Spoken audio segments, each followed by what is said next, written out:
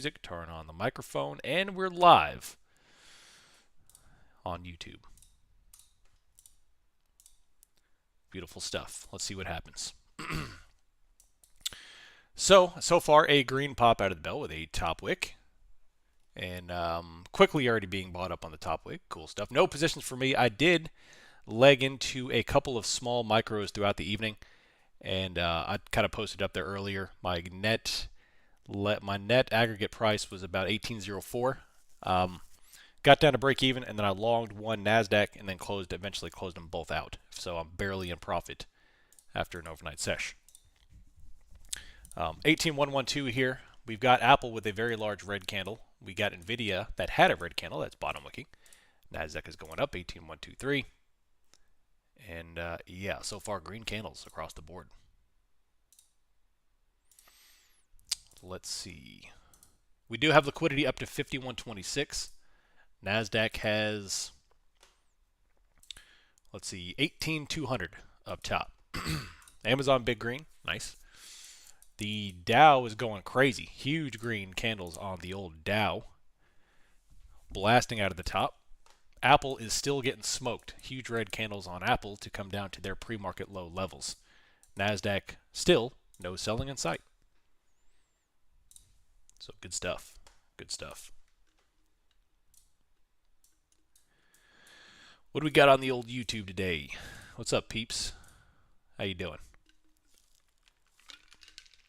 Is that a head and shoulders on the SPY? I don't know. I don't track that stuff. What do we got? Ready for some upside movement? So far, yeah. Which platform am I using? I've got TradingView, and a Bookmap is what you're currently using on the stream. Bookmap to the left is a live liquidity tracker. What's up, Invested Muscle? I'm feeling great, baby. Had chest day today. So I got a lot of push-ups I still left to have to do after this morning's workout. It's good stuff. Looking around the market, of course, everything is green, except Tesla. Tesla's still getting beat. But a lot of green across this market. All 10 X sectors are green, and healthily green. So they took their kale smoothie this morning.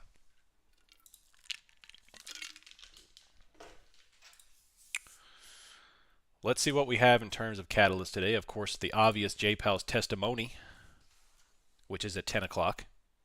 ADP non-farm employment at, well, that was already passed. JOLTS job opening at 10 o'clock. And crude oil inventories at 10:30 for our CL gamblers. FOMC member daily speaks at 12 o'clock, and Atlanta GDP later on at 1 p.m. Still no selling on NASDAQ, holding their opening candle. Apple still red candles. TLT's climbing after J-Powell's remarks of no more rate hikes this year, or at least anticipated no more rate hikes. And of course, the Fed funds rate is already pricing in rate cuts for the year. 3 of them to be, in fact.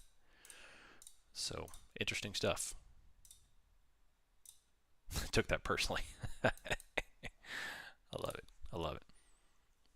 TraderVate did not properly clear my orders from Monday, so I got stuck with a long. Glad I held on. Nice.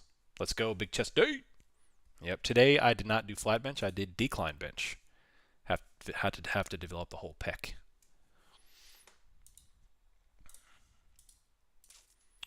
$18,108. Top wick. Still going down. Taking a look at liquidity. We have POCs down, red candles. What we gonna do? Top wick red candle on NASDAQ. Oh my gosh, yeah. So let's see how this top wick comes out here. Nice little healthy area. I do want to be a little more tepid this morning on the first half hour. After such a quite green day that's just nothing but green the entire pre-market, I'm very skeptical of the first 30 minutes. Has there been actually any real evidence that inflation is easing? Nope. Nope. That's a negative, Ghost Rider. That's a negative. If we get a few 15-minute top wicks with volume today, patience. Absolutely. Patience. Yesterday, patience paid very well. Patience paid very well. Had to wait till 37 minutes into the day to take a first good trade, which paid 300+%. And then of course the second put later in the afternoon. So don't get FOMO trying to chase the first half hour of this crap. And obviously, NVIDIA runs the market.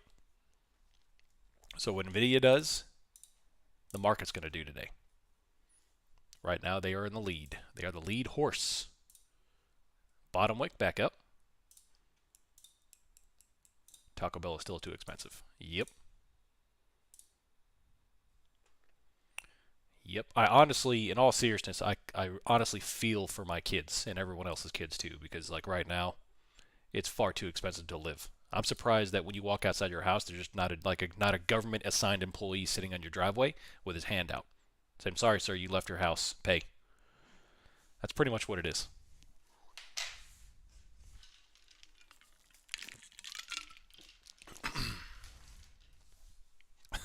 Living tax. Yeah. Sir, it is now 3 cents per breath. With inflation, 4.5 cents per breath. Pay in advance. So a little bit of top wick here overall. Russell is coming off a touch. Oil, let's take a look at oil. They are rocketing. You commence breathing outside, that'll be 50 cents, sir. Yeah, you won't own anything, it'll be paid services, yeah. Have to be a breathing service, an oxygen service. $19.99 a month. VIX is down to 1402, and VIX is not down as much as I would think they would be, considering how hard this thing is V'ing. Microtransactions. Side quests. Nice little rejection off of macro. Beautiful stuff. Beautiful, beautiful stuff. Love it. Large red candles. On down, 18076. Let's see how much profit they wanted to lock in today after such a green pre-market. 18078. Pivots are down at a 5.3 area. Apple still going down. 7778.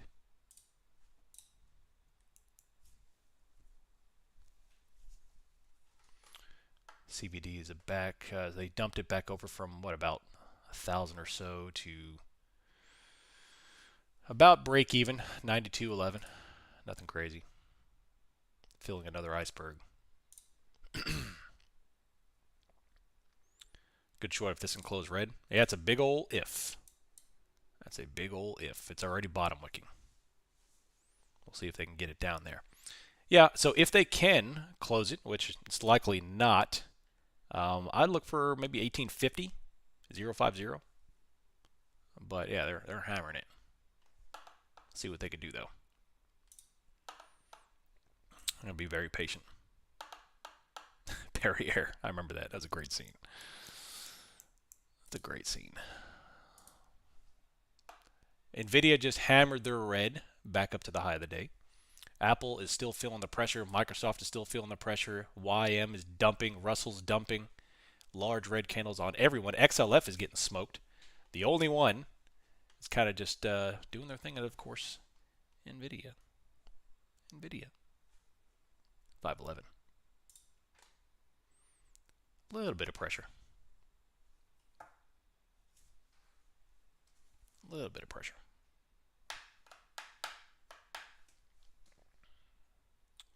CVD is coming back into red territory here. You see that it's dropped over from 1,000 down to now red, but still bouncing hard off the 75 area. No sell pressure here, even though CVD continues to drop and drop and drop. But it's a good time to just kind of chill. Wicks all over the place.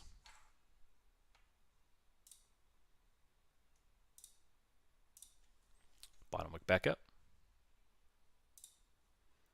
Let's take a look at XLF. Seemingly a lot of pressure on XLF. Bonds are 95. Keep an eye on bonds this week too. There's a little bit more verbiage out there about cutting and all that kind of fun stuff.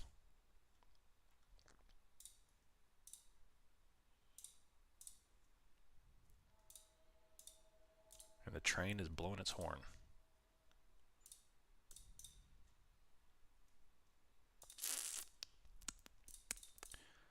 Let's see. So far, Rhythmic seems to be online, not really having any problems. A couple of problems this week. I'm assuming NVIDIA is a bigger portion of the NDX and SPX. Yeah, I'd have to know exactly. I'd have to look it up to see exactly what the allocation is. But yeah. Don't say anything with Rhythmic, you'll spook it. Yeah, tell me about it. Tell me about it.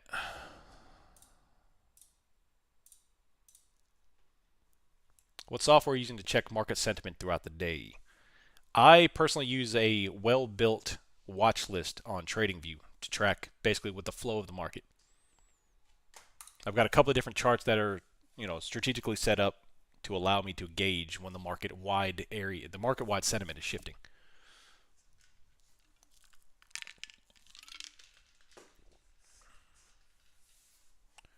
Big green candles.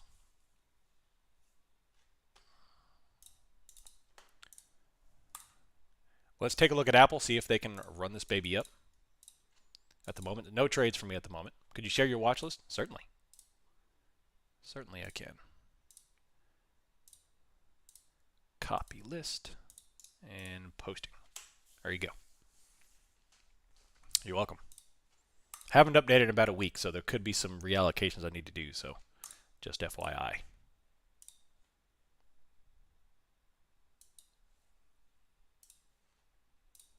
If Apple can bounce, the market will explode this morning. Tesla's still getting smoked. AVGO's up. Now, anything more than this will put us in the category of reversing all of this week's red, because this is right up against the 50% retracement, which is pretty common after such a red move. So it's, I would say, the next 20 points on NASDAQ, 20, 30 points, and the next 10 points on ES are going to be game time decision to see how strong the buyers actually are on this move.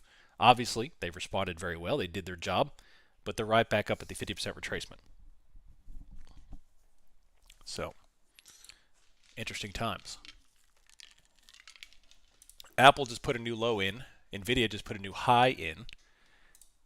Amazon is still hanging out. No big move there. Tesla still putting lows in, getting destroyed.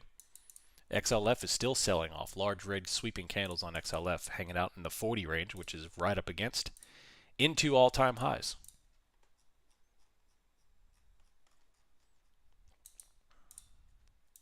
The banks have been very supportive of the S&P this week, or this year.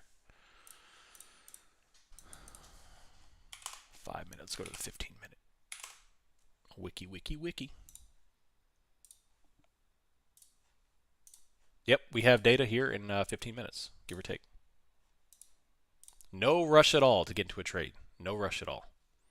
I'm watching for a possible retest of 50.90, then big bounce. We'll see. We'll see. This is the shakeout phase for me. Shakeout phase. And you notice this is a shakeout phase because the sentiment across the market community, Twitter, whatever, is shifting with every day.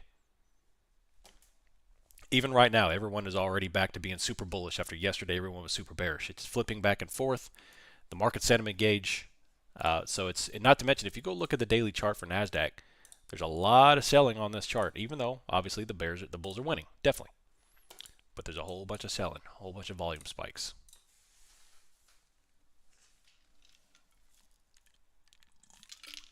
First USB-C, then the music store, now the app store. That's how you crush a company. That's how you crush growth, is get the government involved. And that's what the EU is doing.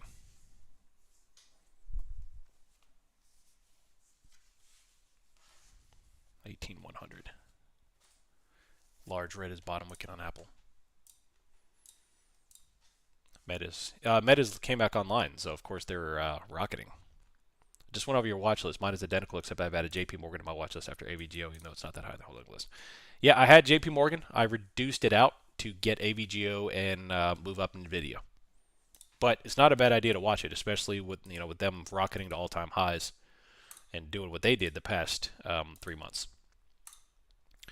All right, here's a little bit of green.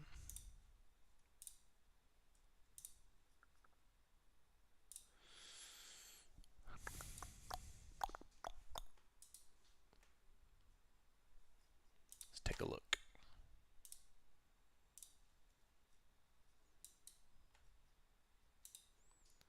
Let's take a look. NVIDIA is just rocket ships, dude. Absolute rocket ships.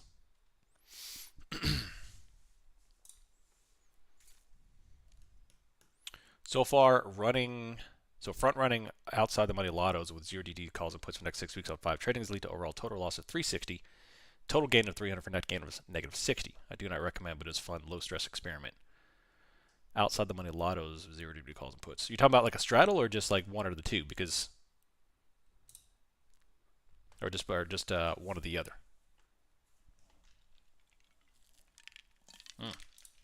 I was curious about that because like the past 2 sessions, if you would have taken a power hour straddle, it would have paid. Like yesterday, a straddle would have paid beautifully well.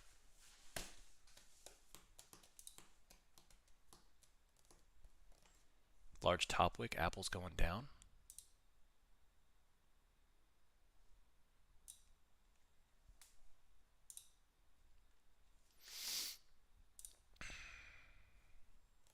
$18.09.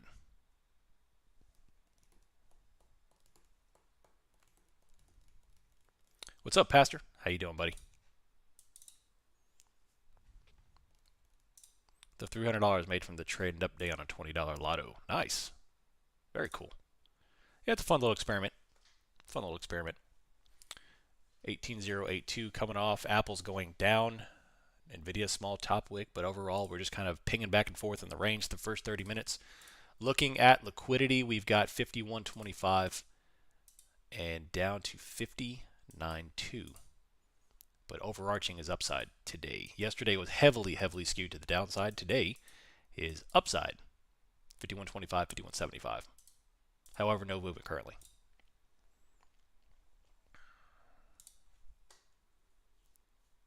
I'm sure people are getting wrecked shorting NVIDIA. Oh, of course. Of course. There's a whole bunch of it can't go any higher sentiment out there. And definitely it's going to cause flows. 51.12.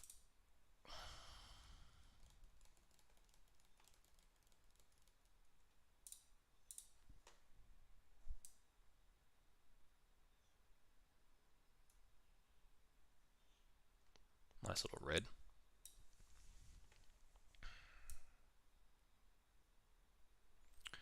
Steel dropping a little bit, 75.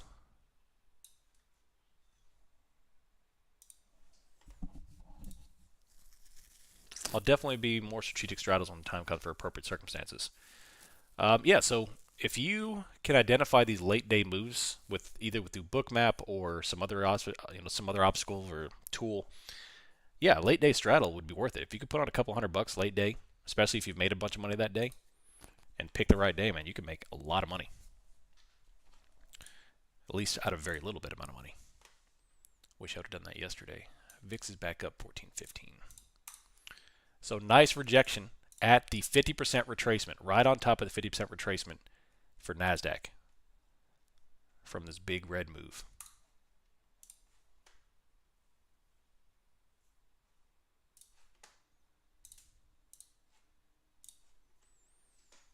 Trend is still bullish overall. Until that breaks, we won't see continued selling. Yeah, that's very true. But the thing about that is that the trend won't break until you see continued selling. So it's one of those things that, cart before the horse type thing. What time scale NASDAQ for the 50%? The daily chart. So this entire week, if you pinpoint the exact top, which was on Monday afternoon or Monday morning, down to yesterday's pivot, the 50% is right exactly where we rejected this morning.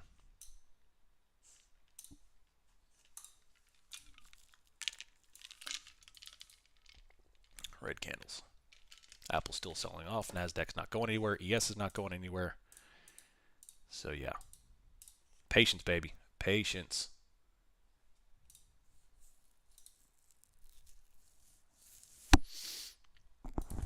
Mean aversion's always strong. Oh, yeah.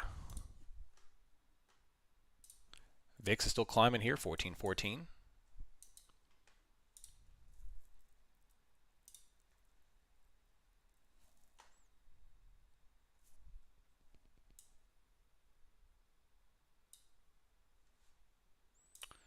Let's see. 18074. Apple still selling off. Still, what can Nvidia do is the question. There goes a little bit more red. 169.22. Targets often same-day delivery nationwide. Interesting. A little bit more red pressure. See this CVD dropping. Nope, don't tell me I accidentally X that out.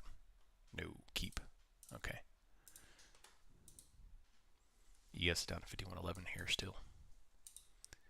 Apple's getting destroyed, yo. Next pivot is 18054 on NASDAQ.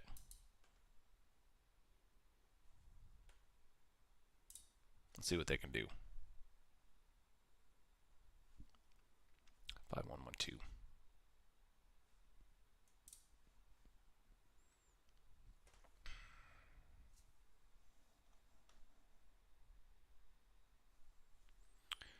Little bit of buying right there. You see them it's trying to defend this low range. Apple's bouncing, doing its thing.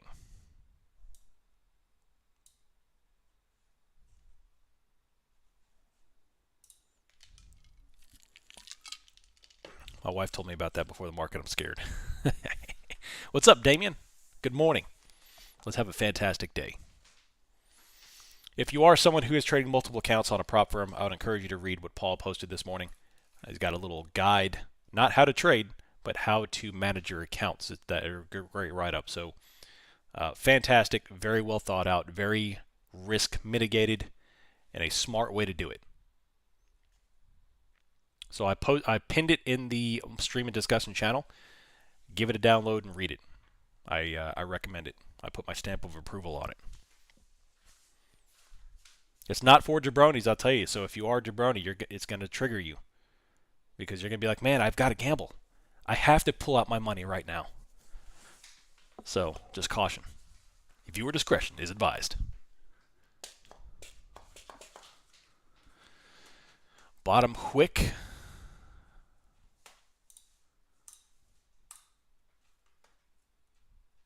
Monday's VWAP, today's VWAP. Nice. There you go. Right off of it. Good morning. What's up, Math? Hey, let's work on over trading today. Let's work on over trading today. If you need to DM me for me to smack you in the face with a newspaper, I will do it. To say no. So let's work on over trading today. Try to figure out where you want to trade. Oh my gosh, you got to make it weird. You just try to figure out where the market's going to pivot and take one or two trades today, and that's it. And let's do it. Work on over trading. Read that thing that Paul said, that Paul wrote. Large green on Apple, large red on Nvidia.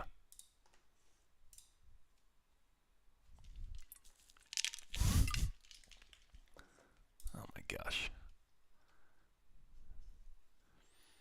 Caution might trigger you if you're a jabroni. Oh yeah. Is there a 12-step recovery program for overtraders? Yep. There is.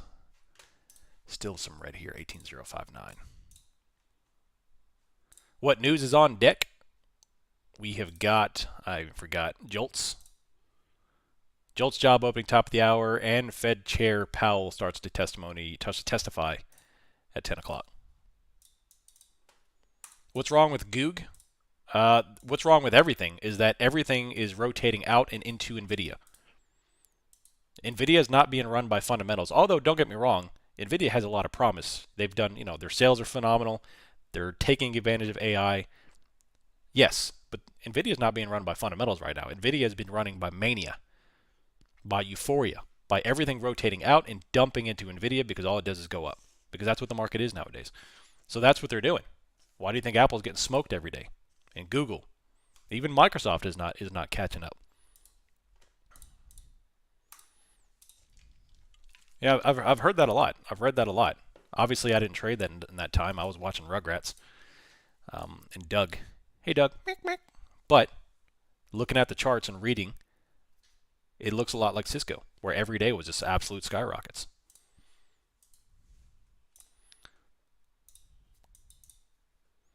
I got over trading. My 20 Apex eval accounts are close to passing, but I'm nervous deep down what happens when I get funded. All right? If you are, you remember, scared money don't make money. Being scared to trade is just as bad as being overzealous and greedy to trade. So if you are scared, when that happens, literally one micro and that is it. The first week, trade nothing but one micro to just kind of get you a buffer between you and the fear. Not even a financial buffer, just to get a couple of reps in, kind of ease the tension, baby. Ease the tension. Red candles.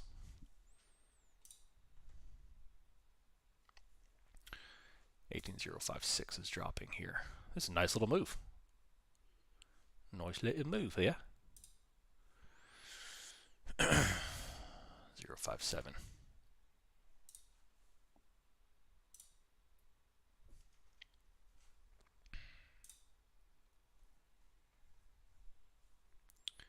Zero 061. Another bottom wick and going.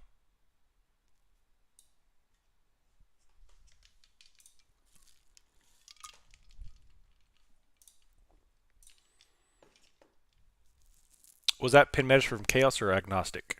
Chaos.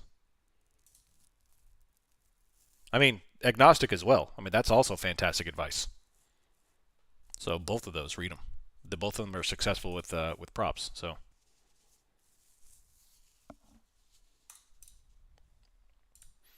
So far, we're smack dab in the middle of R1 and S1. We just rejected R1 at the open. Come back down. It's in the pin messages. So if you go to the top right of the Discord app, you'll see pin messages. It looks like a little pin. Click on that and you'll see it. Or you could just scroll up until you see his file posted, either one. Do you think Jerome's speech will be volatile? It'll probably shake and bake a little bit. I don't think it'll be anything crazy like FOMC or nothing like that. Maybe 10 or 20 points worth of shaking and baking, little wicks. But we already have his remarks. So he's already released his remarks today. We know what they are. Go to my Twitter account and I retweeted it if you want to read them. But it's nothing we don't already know, and he's not going to say anything we don't already know. So it's literally his annual testimony before Congress. Honestly, I think it's a front for JPOW to come out and to get all that, spread insider information, to get their yearly trades placed on the books, and then they just do this thing to appease the public. Nancy Pelosi, of course, she's there with donuts and, snack goods and delicious coffee. 18046.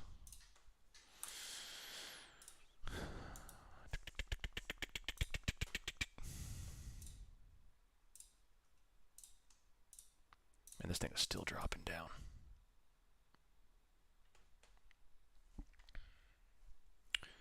$18,043, still got a bunch of red here.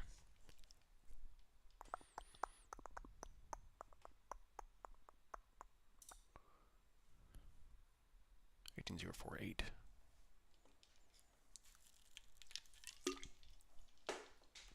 This thing wants to press. So the prior pivot here is right at 18034. We're kind of chugging on down to it. Large red engulfings, one after another. No buying just yet. If they clear this area, we'll talk, but I would say that the buyers are going to put up a defense at 18034 here, if I had to guess.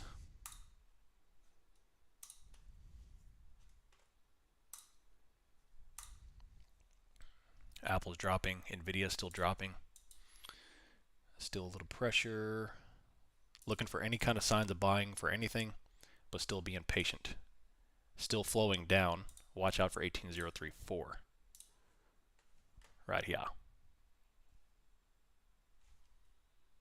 Another punch down. Still flowing downward.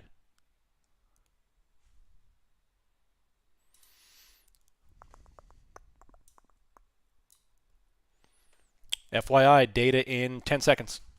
So, just FYI. If you're in a trade. After about 5 minutes after that, we'll start putting on a little juice.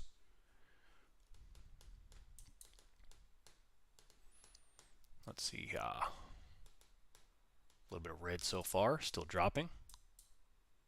Large flows. Coming on.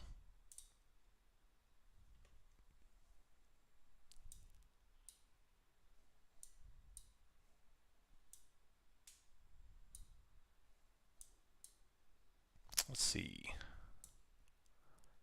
Nice. Bottom wick right off of it, 18034 and climbing. Beautiful. Beautiful. 18042 and going. That's it so far. So, hey, we just cleared that 18034 in the data. Bottom wicked all the way back up. So it's a 30-point bottom wick. Amazing stuff.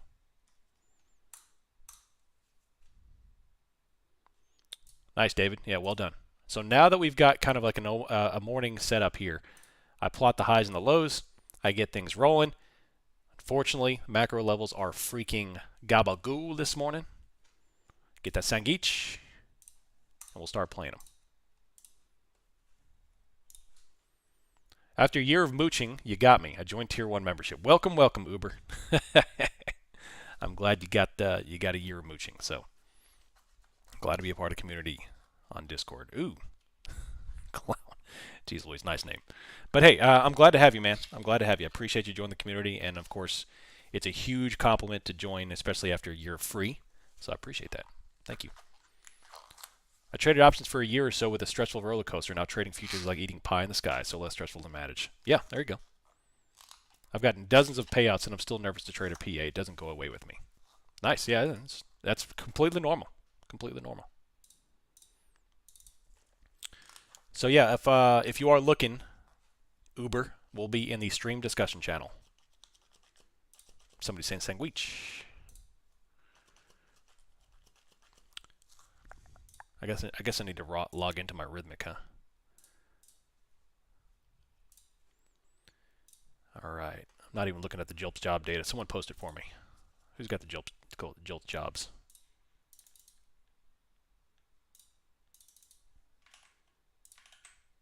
Still red flows.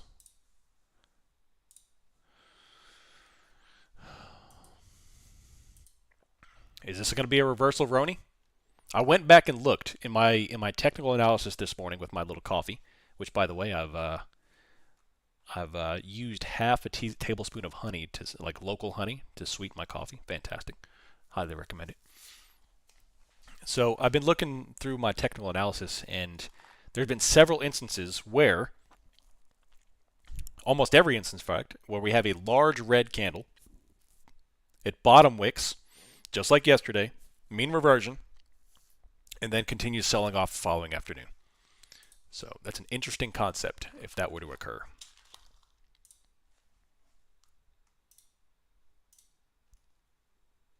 Still red here. Keep an eye on NVIDIA. Keep an eye on NVIDIA.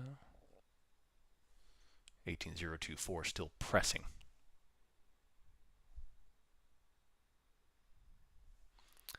NVIDIA's 877.24 dropping.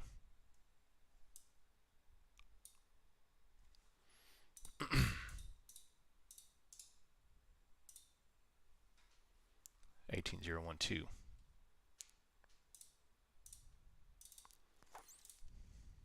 Large red engulfings, 18.7. So now, if we clear this area, I would fully expect them to retest this 979 area. Aggressive selling on down. Aggressive selling on this move.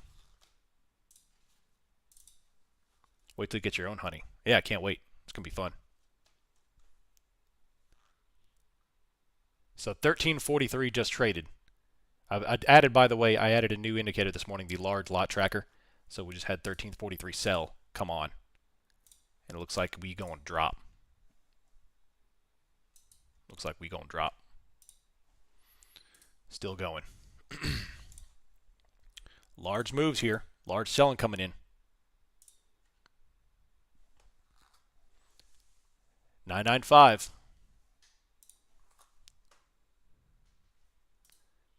Down here. What was that I just heard? Yeah, that was, oh, it's on there? Yeah. Interesting. Why am I muted? I should be able to hear that. Okay. Still dropping 990. Large flows. Apple's 169. VIX is rocket chips, baby. Rocket ships.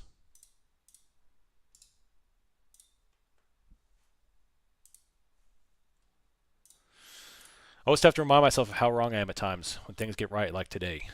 Yep. Yep, so we mean reverted. 50, literally, perfect 50% retracement. I'll have to mute that. I'm sorry about that. Yeah, I'll have to mute that. Literally perfect retracement. And then dump on NASDAQ. Incredible. Incredible. Still going. Blasting downwards.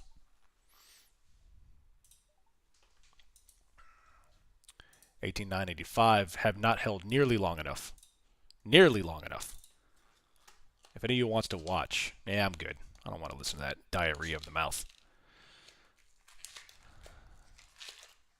Could algos whip us around today if they pick up on keywords?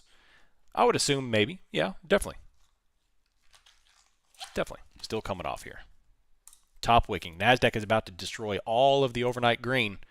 And like I said, man, I am very skeptical if the market goes green the entire session. Pre-market. Just choked on a piece of ice. Still going down. Still going down. Tapping in, just a little tap, tap, tappy. Keep riding it. They're all selling. We just had 13-something sell orders on there.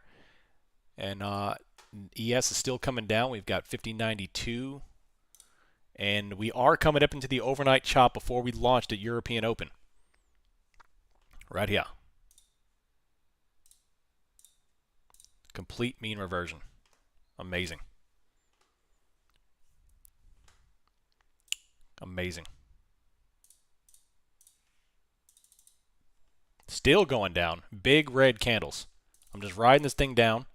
I popped in and out. I didn't hold anything nearly long enough, but I am now, and seeing how far we can get this thing down. Still selling. Still selling. I would be cautious of about 950 on NASDAQ, just like we rejected that 50% up. This is a large flow. Large flow.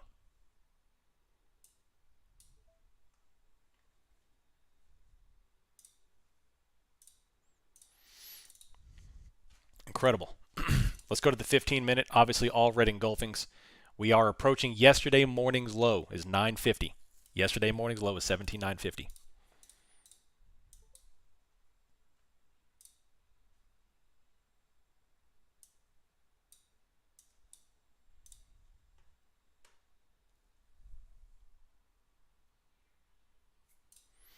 Beautiful stuff.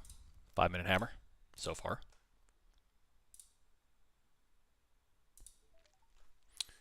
$51.02.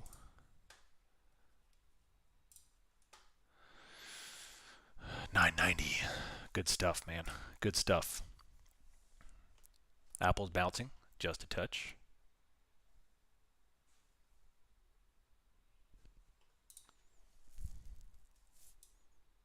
Crazy morning so far, dude. Crazy morning so far.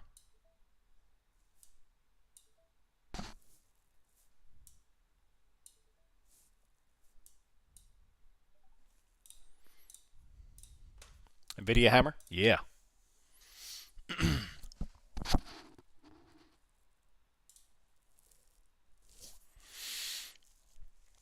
Oh, holy crap, I just got lucky. No bueno. No bueno. And that, I should go, I'm closing this thing out.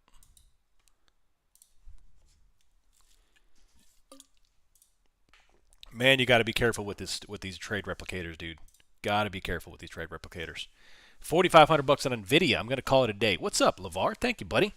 Supporting the community. Well done. Hey, go get you some sushi or whatever your preferred food is, because $4,500 is beautiful. Well done. Went long when you're short. No, I thought I was on a eval account, and I was on my funded accounts. So I'm done with that account today. And I made a little bit. Sushi? Oh, yeah. I know Danny Gabagoo got some sushi yesterday. These two days have been wild, man. 2 days have been wild. Incredible. What'd you say about your account? So yeah, I thought I was trading because I've been back and forth on my funded and my eval accounts. And the way I've got my quant tower, I've got it separated with NASDAQ ES minis, and the right side is MNQ and MES. So micros on the right, minis on the left. And I thought I was trading on my eval accounts, but I was trading on my funded, and I made great money, but it was a little too much risk for my funded accounts, so it made me scared. I'm gonna take that as a little win from the market gods and be done with my fundeds today. I didn't go all in though; it's not that big. 50% on my put stop was too tight. 1.9% increase on port. My goal for the month was reached today. Nice, Damien. Awesome month, dude. The proper risk management. You already hit your monthly goal in 6 days in. That's incredible, dude. All right, so what do you need to do? What do you need to do now? Pull back the position sizing even more for the rest of the month. You've locked in your monthly goal, which is absolutely insane. It's amazing. So pull back position sizing for the rest of the month. Be disciplined. NASDAQ is 17,999. VIX is still 1442. So far, this new large lot order tracker I'm enjoying. Look, they just double down on 5092 as well. Double down on 5092.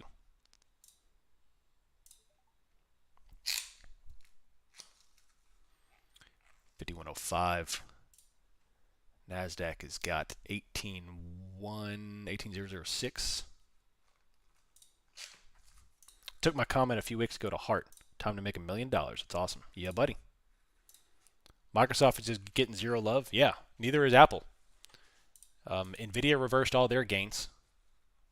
And now they're stacking 17,950 on NASDAQ. And with this top wick, if they close this top wick on the 5-minute, I'm going to look to short NASDAQ back down again.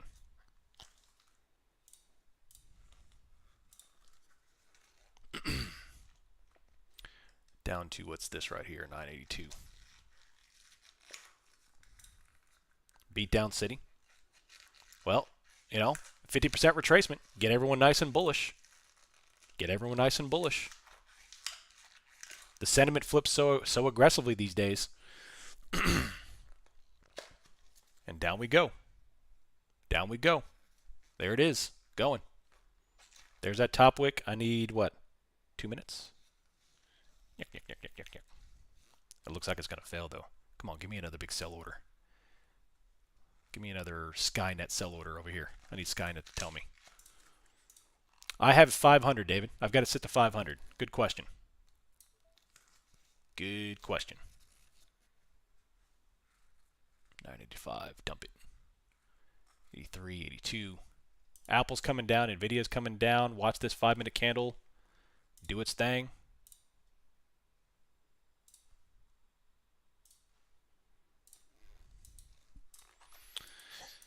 $9.50. What I saw, what was interesting, right before the sell-off when Powell started speaking, there was a liquidity put right on this, transacted 3 times before it sold down. Nice.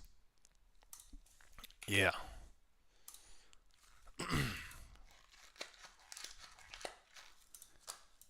There's a significant bottom wick on higher time frames. Yeah, the daily chart definitely.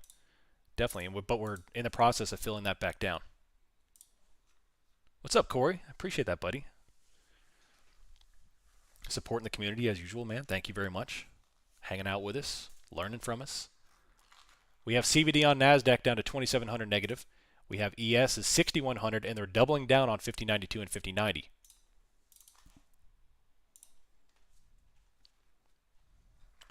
All right. I'm octopus and arm stuff here.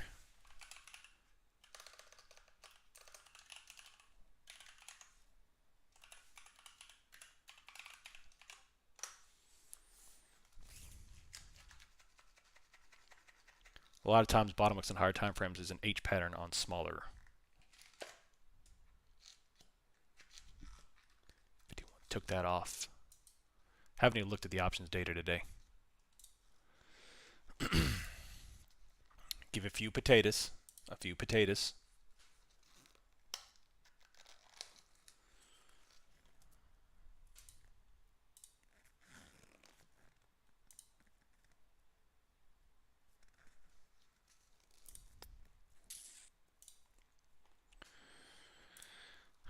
Looks like a little bit of a ascending pattern here. Apple still going down. Nvidia still going up, back up again. You think it'll go down due to some Jerome Powell? I don't think it'll go down due to him. I think this is just shakeout. You know, from a VPA standpoint, this is shakeout. This is incredible price movement the past 2 days. And the shakeout tends to smoke a lot of people because it's this. It's whipsaw. Huge green, huge red, huge green, huge red. Shake the tree, get all the nuts out, and then we chop down the tree.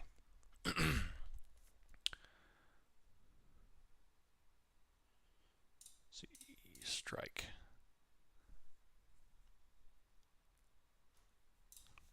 Still green.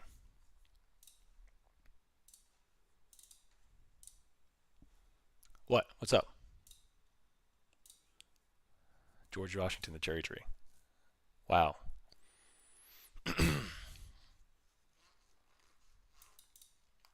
Got stopped out of here short. Unreal. Yeah. So back up to the VWAP, all this area right here. A little bit of bounce after a lot of red. Let's see what they do here. Let's see what they do here.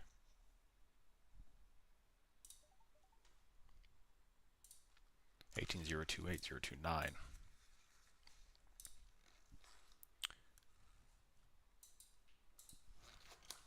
Man, this stuff is crazy. It's like wide earp out there. 18027.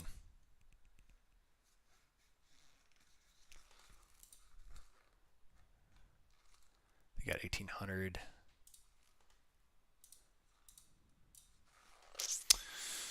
5120, 1995. This is right up against all this VWAP right here. Not to mention if you're someone who tracks longer time frames, the 200 simple as well. And rejecting. Apple's coming down, top wick on Nvidia. VIX is rolling off 1432.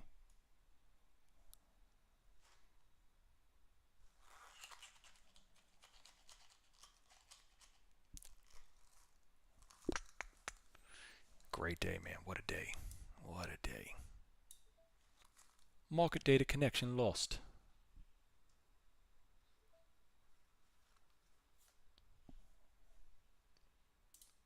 Bueller. Bueller. Bueller. Bueller. Bueller. Am I back? Rhythmic is down. At least mine is. I think it's just my interconnection. Dang it. Once we reclaim the 5, what do we say? Once we reclaim the 5 day, get ready for a rocket ride. I don't know, man. I don't know. Is your internet okay? Does it need Band-Aid? I don't know. It seems like every day the past week or so it's been going out on me once. 1802.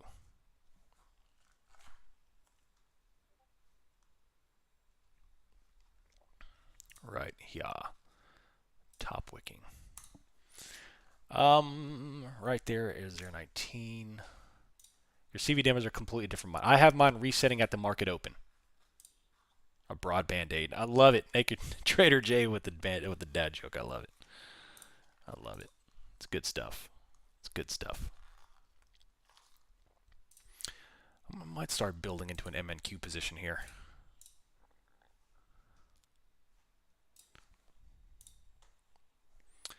If I made as much money as you, I'd have at least 2 internet providers. Well, technically I do. I've got my AT&T Giggity. I've got 1 Giggity, and I've got Starlink. But there are 2 different locations. SPX 5102. Can we break that? I like a short here. I'm not going to lie. I like a short here.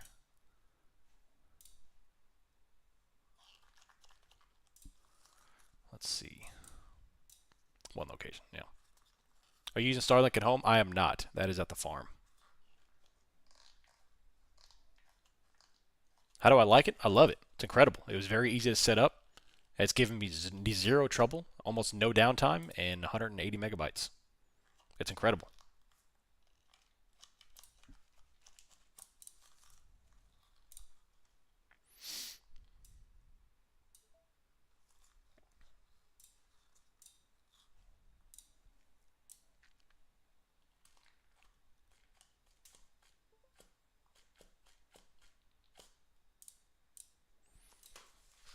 and put this on lower. Yeah, that's what I'm looking at, man. I'm going to be patient here, and once, kind of like yesterday, man, when I see the top wicks closed, that's where I'm going to speculate on a move back lower here. So far, this meets all the criteria of what I'm looking for. I just need the confirmation. I have power backup just for my modem and router, so you can power my internet for 48 hours. It also kicks in 5G if I lose internet connection. I literally can't tell my charts if I lose internet.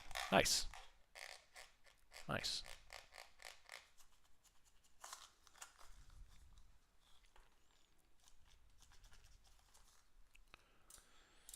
Still going green. And next year, they're actually, in June of 2024, which is actually this year actually, they're supposed to be running fiber to the farm. So once that happens, I'll move the Starlink to a location way back in the property that I plan on building a off-grid cabin, so I could do some trading out there some days. I'm waiting for this 5-minute candle to close. We've got 3 minutes. We're right up against the 200 simple moving average. John S., he's talked about the 200. I added it back. Of course, I followed the S. He follows the E. Right now, we're right up against it. We're right up against VWAP. A lot of stuff. Not to mention a couple of great pivots here from overnight, which this will give us a support resistance flip. Not to mention this cat way down yonder. 5065. How many acres do I have? I have 50 acres. 50 acres.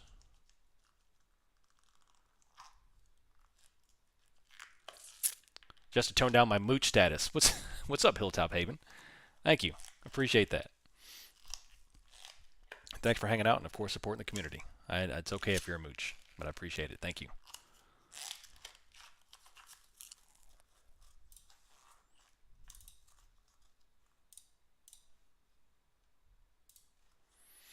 Good morning. Can this candle be considered a low volume test as there's liquidity building down lower? Yes, it could. Yes, it could.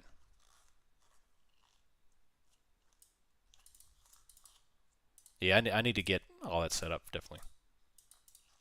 More filled, more sell orders filled. Yeah. Yep. What state am I in? Alaska. Topwick still.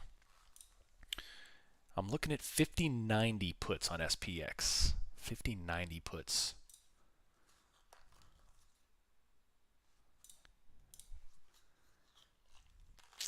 You talk about pure VPA and clean charts a lot. But have been referring MAs and VWAP a lot. What's the deal?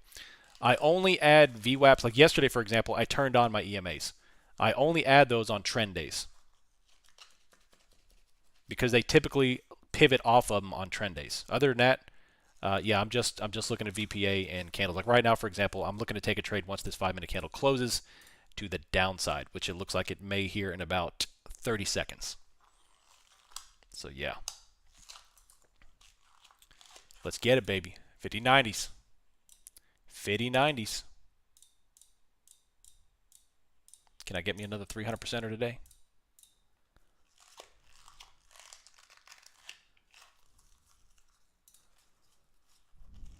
Yeah, I'm not in Alaska. I'm just kidding. Anyone who's ever bought a shirt from me knows that knows what state I'm in. So, do I make moonshine? No, but I do want to. I mean, even for medical purposes, like disinfectant purposes, I want to make some moonshine. So when did I enter the trade? I'm not in a trade. I'll tell you when I enter. I haven't taken it yet.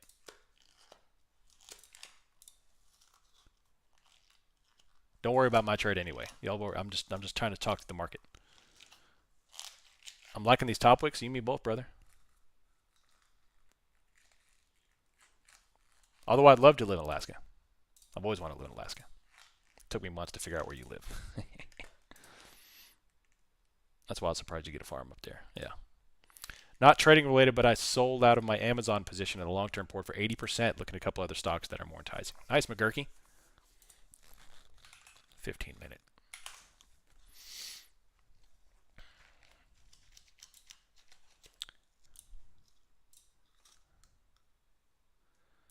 De-expiration filter, the 6th. The whole thing there, Eric, is the reliance. That's my big thing with indicators, is that you have to have a foundation. And I do not believe EMAs are a foundational part of trading. You need to have a structure to build on, and then Obviously, I have VPA, and then anything else is just icing on the cake. Coming back off. Top wick back over, 18,000. Beautiful. Dropping back over. 5105. Tank, come on, yeah. So I shorted from 20 and 34 on my min Q. So this is how they're going to do it. This is how, like, see this candle's bottom wicking? If they're going to drop it, this is how they're going to do it. They're going to double top it, put on a red, bounce the red, and then they'll release it lower. Got to stop everybody out.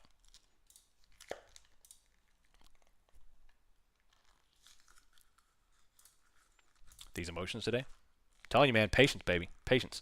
So I shorted from 20 and 34 on MMQ, took off 1/3, and I barely have a profit on 28. So shorted from 20 and 34.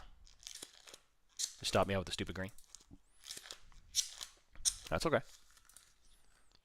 So now I'll look for it in this area. Let's see, 15-minute, we've got closer in 3 minutes. Just check out hobbies. What do we got? Market is loving fallen hammers and rising stars lately. Liquidity sweeps. Yep. Yep. All right, now I'm going to speculate on it and see if we can get some downside. So, banana, Mike. There you go. I was called in the manager's office right now, and I was told I have Discord running too much, and I'm wondering if their Wi-Fi won't support it because it's blocked from their company Wi-Fi. They already blocked TradingView. Insane. Micromanaging is annoying. They talked to me about a 2.5% raise coming in April. Glad I'm out of here in 14 days. Nice, Kennedy. Well, I'm glad you're getting out of there. Sounds like you work in Russia. Ports are usually blocked. Yeah. Price all night in the day has been crisscrossing ideas. Caught the bounce off the big red candle. Took 30%. Rejected VWAP. Nice. Last is cool. Just don't eat the yellow snow. Oh yeah. Never want to eat yellow snow. Ever. Never want to eat yellow snow.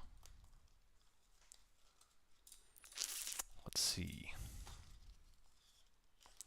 J-Pal says it's more important that we get this right than we do it getting it done fast.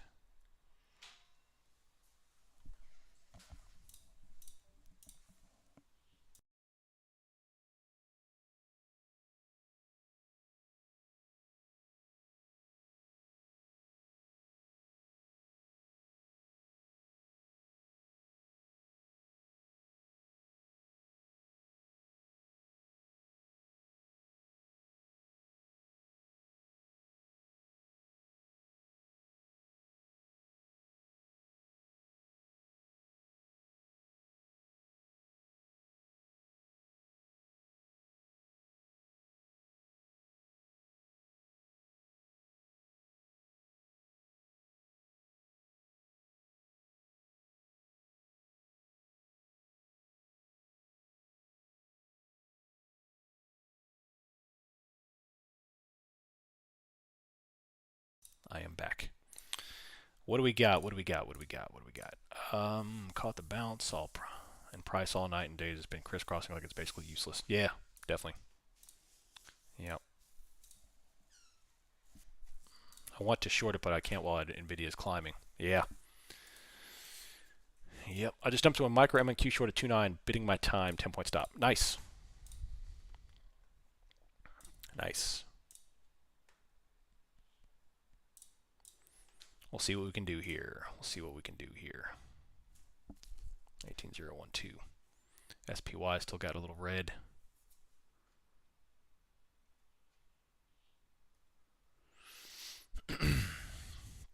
Not moving, man. Not moving. I'm looking to get a move here. Looking to get a move here. What are we doing? How you doing? How's your mother?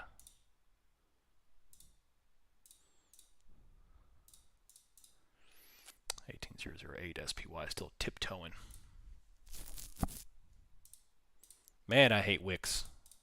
Not as fun as yesterday so far. Although we got to be patient. You know, yesterday didn't kick off till later.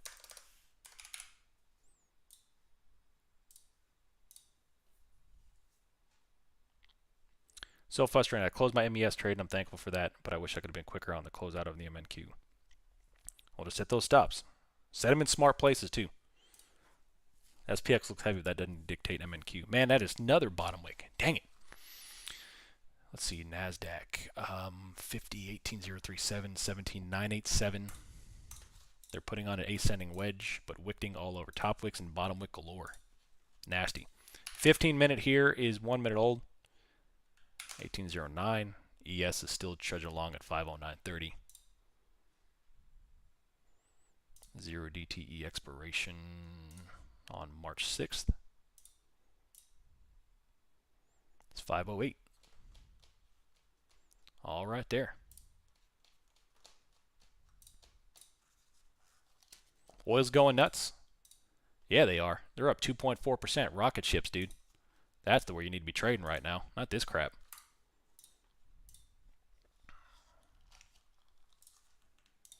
Going crazy. Still going.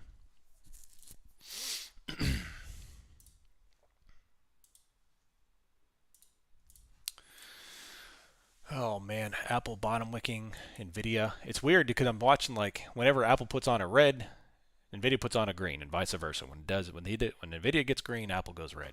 TLT's coming back off. Forming a descending wedge in the 5. Yeah, but it's really not even moving. It's just wicking. Paper traded CO from the move yesterday. Another red candle flips to a bottom wick. That's fun stuff.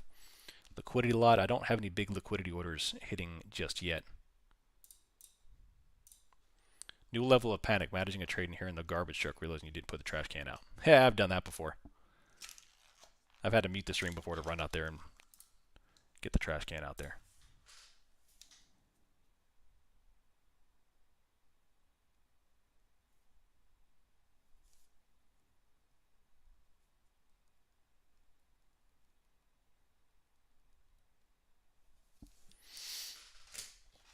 Do you have videos on iron condors or have any tips? I do have videos on iron condors. Yeah.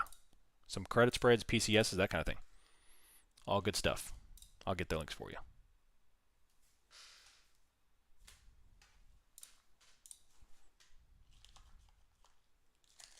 Maxine Waters drilling Powell. She drilled him last year, too. I remember that last year. She was tearing into him. The strength of the economy and labor market means we can approach rate cuts carefully and thoughtfully. Yeah, yeah, yeah.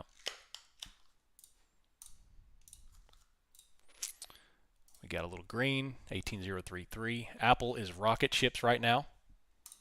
And let's see, I am putting a stop on these at 25%, which is about to trip already.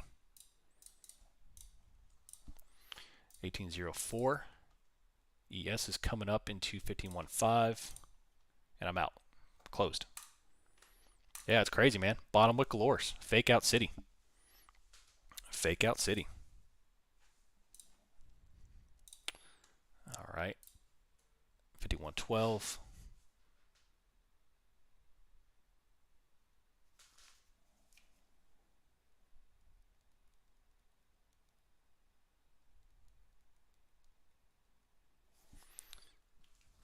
$18,042. I've never treated put for the daily scalps. What product are you trading for the options intraday stuff? SPX. I'm doing SPX puts. Always that was. All right, this thing is still going here. Huge green moves. Rocket ships. Apple's rocket ship here too. And Nvidia is 883. So now Apple and Nvidia are both correlating on this move up. So jealous. I want to do a custom rack. Nice. Nice. Hey, do I have any plumbers in here, by the way? Any professional plumbers? Like, not do it at home, but professionals. XLF is bouncing there too.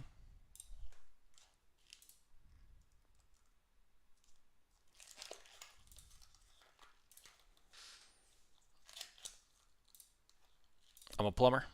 What's the cost to install, to do a new plumb on a new house? Plumb a new house right now. In a way, we're all plumbers, yeah. Do you know? Ballpark.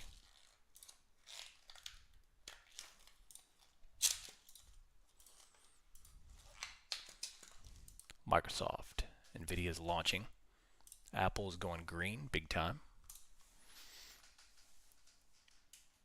Average 1,500 square foot house is $17,000. I want to go back to the 80s. Of course it is. Ontario. Oh, okay. So I'll just cut that in half for the United States. Jeez Louise. How do y'all people live up there, man? Good gosh. I thought it's bad down here.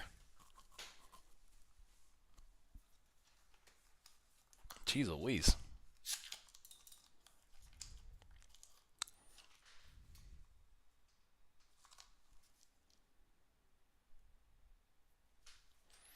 And it's cold too, yeah. Large red candles. Now that I'm stopped out, it's going to absolutely freaking dump. On down.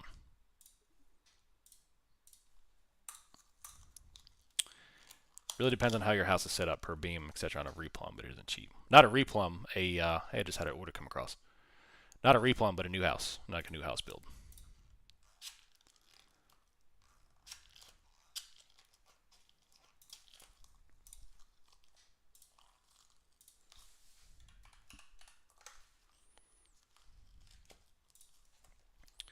$18,024.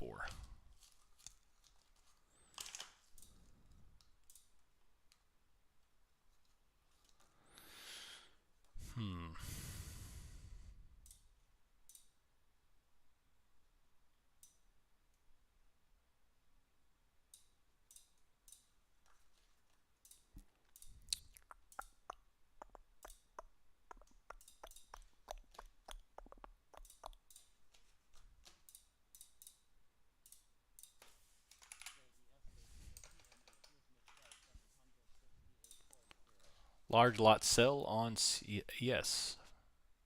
I like that thing. I'm gonna have to turn off the voice, but I like it. Strategically place your mechanical room to your bathroom, kitchen, and other spigot drains. Try not to have bathrooms on opposite corners. That's a good idea. That's a good idea. I like that.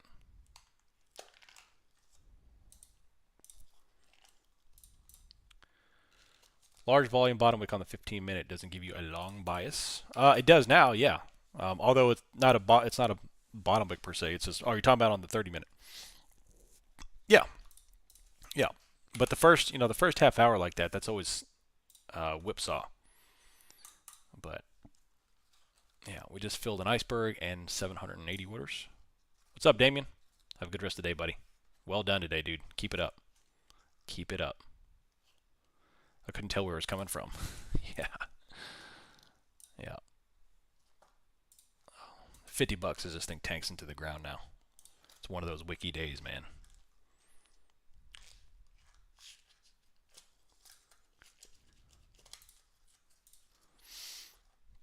Pandemic may have changed in a sustained way how we target inflation.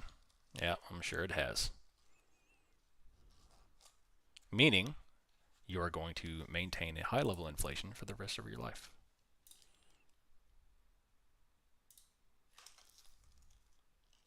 My wife and I were talking about moving to Spain. Nice. Get some of that good food.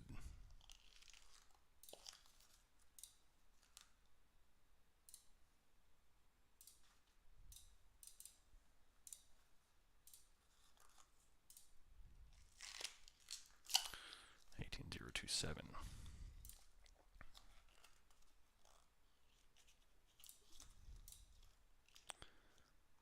What we really need to do is figure out how to calculate inflation so that inflation is comfortable for the average consumer. Nah, I think everything's lost. I think everything's lost. We live in a country that our Secretary of State is obviously and openly without consequence insider trading, making hundreds of millions of dollars. And they have us complaining about inflation. We're done for.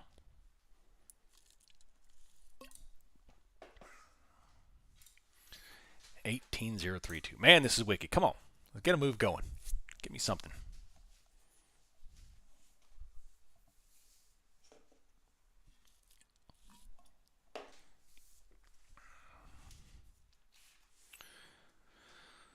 Oh, man.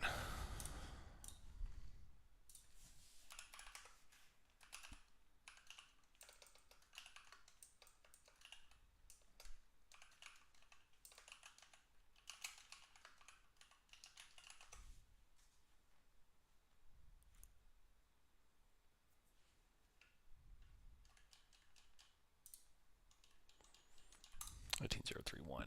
S&P is still up here against VWAP.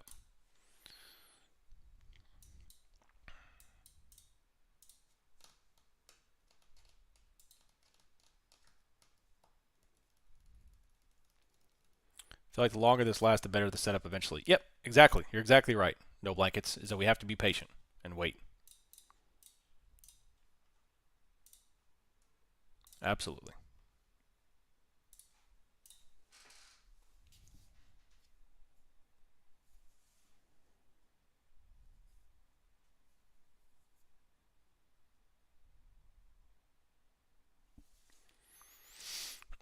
Staring at book map all the time is too stressful. I don't think I'll use it. Really? It's a great tool. You were just singing its praises. Red candles.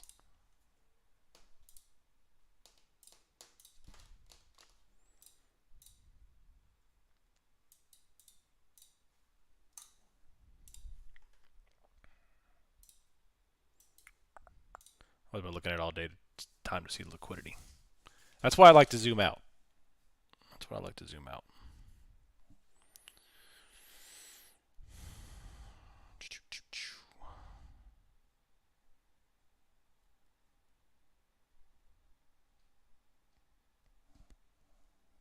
Is the gap fill strategy typically a good one to trade?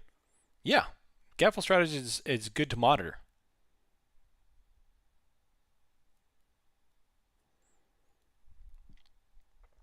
There are some parameters. I believe it's like if it's over a 0.5% gap or something like that, that it's good chances it'll be filled pretty soon. If it's over that, then you don't want to play the gap fill because there's too much volatility.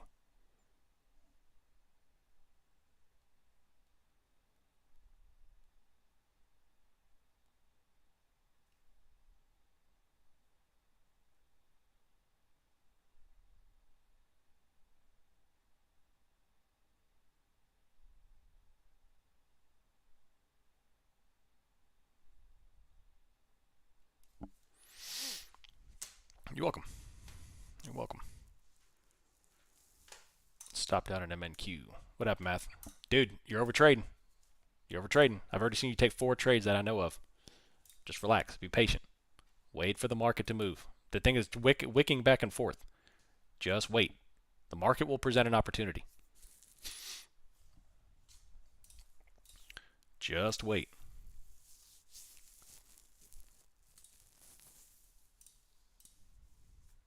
We're not trying to catch every candle. We're trying to catch the overall move here. If this recovers, it'll show signs. If this dumps, it'll show signs. Just wait. Every time I'm patient, I'm happy I am. What are your thoughts on how far at expiration to be on your puts calls that you're trading intraday for scalps? It depends. For me personally, I'm trading anywhere between zeros and ones for scalps and multi-week, multi-month for long-term swings. For someone who's new, nothing less than 2-week expiration. Nothing. Not one single trade under 2-week expiration. And then, of course, we have the discussion of position sizing, where the shorter expiration, the smaller your position sizing. The longer your expiration, the bigger your position sizing can be. The reason that is case in point, these puts I took. Obviously, when you take a longer dated put, that's $19 a contract. You have to put in good capital to get a couple of contracts. It's $19 a contract. But I could take a very small hedge on a call and a 0 DTE, and if that thing runs, that thing will pay for the entire position. So that's why you have to monitor your position sizing. If you go too big, too close, you're going to get smoked and give back a lot of money very quickly when you're wrong. So you have to, the longer the expiration, the bigger position sizing. The shorter expiration, the smaller position sizing. It's a give and take with volatility. They're talking about capital requirements for commodity derivatives. Yeah, they can't have people making too much money.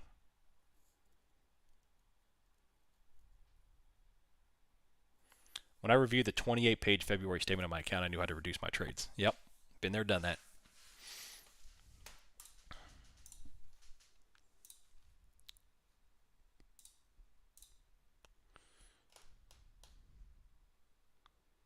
Boeing's being criticized for lack of cooperation in the door plug probe.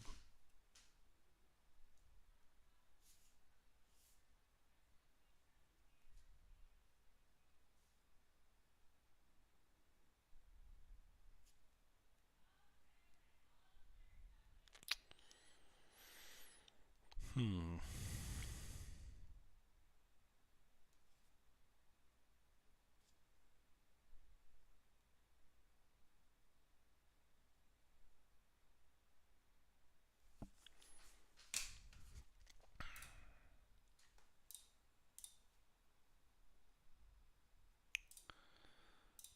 And now the trade works. Dude, you're living and dying on one candle, man. I'm sitting there watching it live. You're getting stopped out on one single candle. Like, you gotta let it breathe, dude. Like, go turn down the position sizing. Wait. Right now, there's no real clear signs anyway. Like, if you're living and dying by one candle, you're gonna get stopped out and reversed all the time. All the time. Just wait. Look, they're building liquidity back down. 18025. ES is doing the same after a couple of sell orders. So just wait.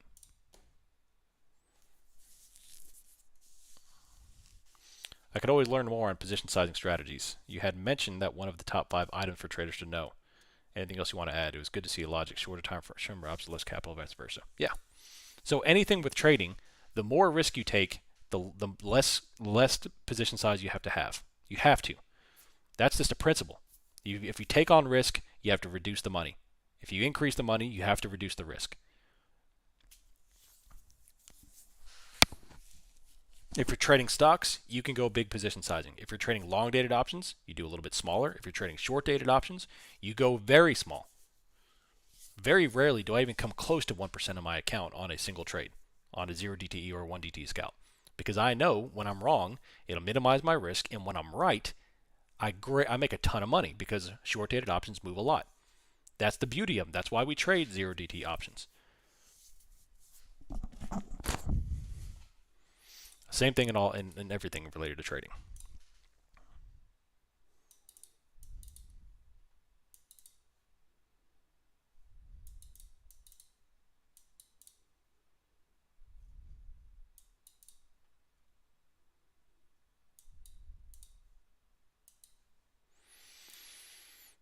I'm currently at 1 MCL long. Since getting funded, I have not been very patient, thus not trading very well. But I have a meeting in about 15 minutes, so I'll see everybody tomorrow.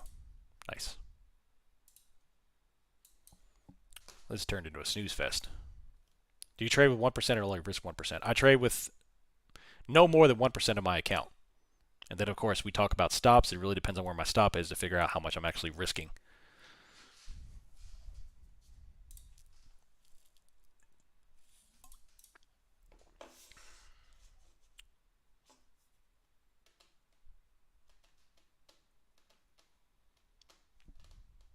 $51.13.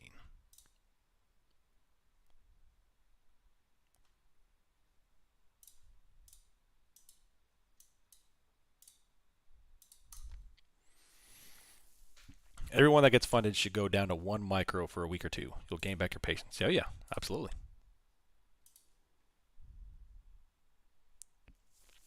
So far, a 100-point bounce on NASDAQ. Almost 90 points. So I was thinking long because of the hourly. I entered 26 and stopped out at 19. Yeah, dude, a 7-point stop on NASDAQ is way too small. Way, way, way, way, way too small. If your 7-point stop is going to get stopped out, I would probably say 90% of the time. If you're going to trade NASDAQ, which is a big boy product, you've got to let it breathe at least 15 points. At least. Otherwise, you're going to get stopped out all the time. If you can't handle a 15-point drawdown in Nasdaq, then you have no business trading Nasdaq. You got to trade. You got to switch over to ES. I'm just going to save you a lot of trouble. Big green candles on and Qs here going.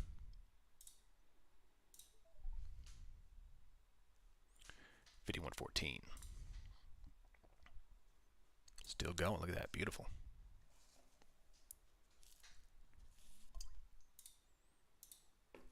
I had been trying 10, and that was an execution error. Well, though I'm saying unless you have a bigger stop, you aren't allowed the price action to develop. Yeah.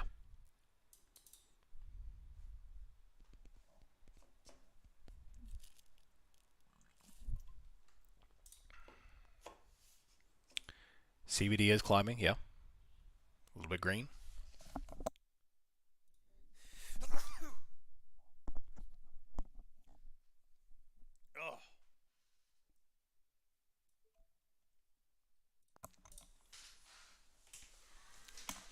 It's almost push up 30. Let's see, 18077.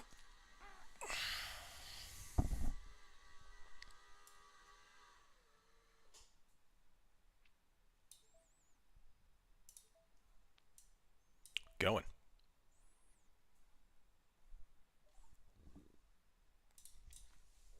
Even basic levels can be helpful, respecting overnights. Yeah, definitely.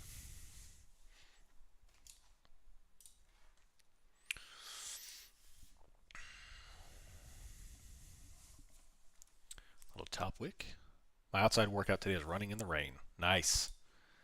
Beautiful. My go-to this week has been put on my 20-pound vest and do hill hikes. I have a huge hill on my property.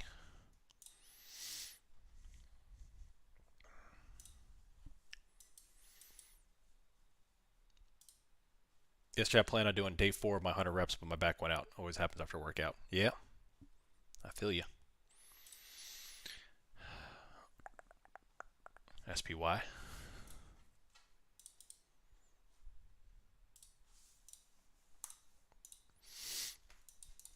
I'm going to go out to the 120. 120 has a massive top wick followed by a massive, and even massiver, bottom wick on ES back to 5115. Not sure how to keep it from happening. No matter how much I stretch, I can't stretch enough. You have to strengthen your lower back. Take it from someone who blew out their back every month for like 3 years, dealing with terrible sciatica. I know it sounds counterintuitive, but you've got to deadlift, and you've got to do lower back leg workouts, not stretching. Well, yes, stretching is a huge part of it, but not just stretching. You have to do lower back and, yeah, whole posterior chain exercises to strengthen lower back. Think about it this way. Your lower back is a spring. If you have a very weak spring, you're going to be top heavy, and that spring is going to flop over. It's going to be weak. You have to have a very, very strong spring so it holds up your upper body. That's the kind of way. I know that's in no way physiologically correct, but I'm just saying, from a metaphor, you got to strengthen that. You can strengthen that spring, baby. I went to doctor after doctor. I had steroid shot after steroid shot in my lower back until I went to a physiotherapist who did CrossFit, and he says, all these doctors are telling you not to squat, not to do deadlifts, not to clean and jerk. And it says you need to do all of those. Forget what traditional medicine says. You need to do those. And the second I did them, boom, never had a problem since. And that was 2014. Never had a problem since. How many ticks is a good stop on MES if I'm trading 2 contracts? That is up to you, man. It depends on your R&R. If you are taking a trade to go for let's say 20 points, you need to have a 10-point stop. If you're going for 30 points, you need to have roughly a 15-point stop. 2-to-1 R&R is what you want to go for.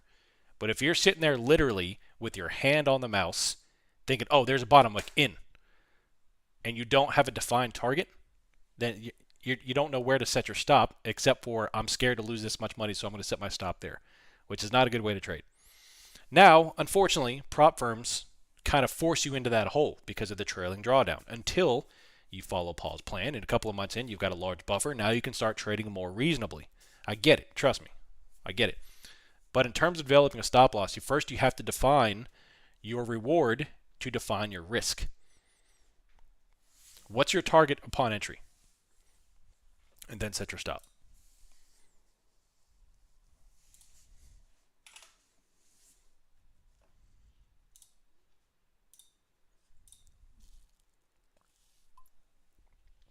Where's Paul's write-up? If you look in the pinned messages here, I'll get y'all the link for it, and I'll repost it. Copy message link. There you go. It's also in the pinned messages. Thanks for saying that. Squats helped your back. That's what I need to do for my back. Yep. Squats, deadlifts, straight-legged deadlifts, Romania deadlifts, kettlebell, all that kind of stuff. And then, of course, I forget what they're called. You lay on your stomach flat. You put your arms out above your head, except obviously they're parallel to the ground, and you just lift your chest up off the ground. You do that. So Spider-Man. There you go. Superman's. Yeah, that's right. That's right. Do that stuff. Anyway, coming nice and green here. Large green candles across the board. VIX is rolling off nicely. Looks like we're going to do a full-on V recovery. 20 points on ES and 110 points on NASDAQ. This market is crazy. Whips on all over the place.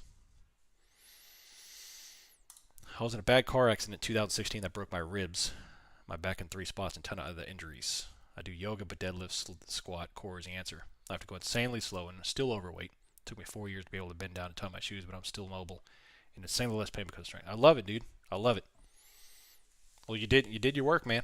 You did your work. Some people would kind of roll over and accept it and take it, but you fought back. I love it. I love a fighter, man. Good stuff.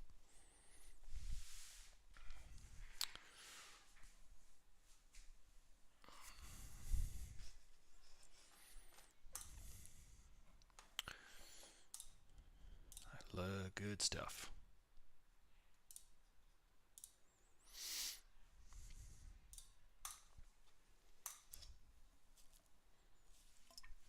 I used to be into heavy lifting and bodybuilding before the accident, so at least I know what I'm doing. Definitely.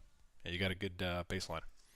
Anyone dealing with back pain should check out Steffi Cohen's new protocol about building back strength before full flexion extension range of motions. Powerlifter came back from a blown disc to beat the world record deadlift. Nice. You're welcome, Matthew. Good question.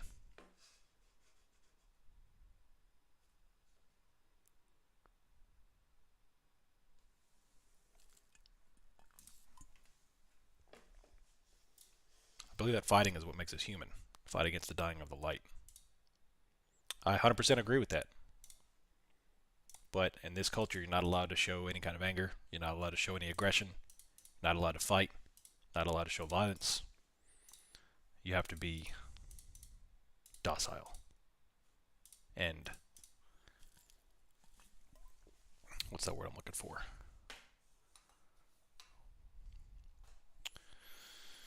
I forget. I don't know. Yeah, those work too. Coming up to 5130, nothing but bulls, man. Nothing but bulls. They are rocketing this thing. Incredible.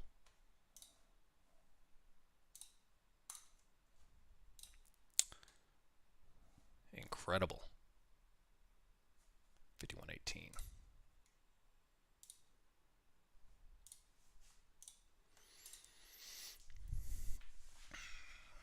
19. NASDAQ is coming up here as well, it looks like, into the 18100.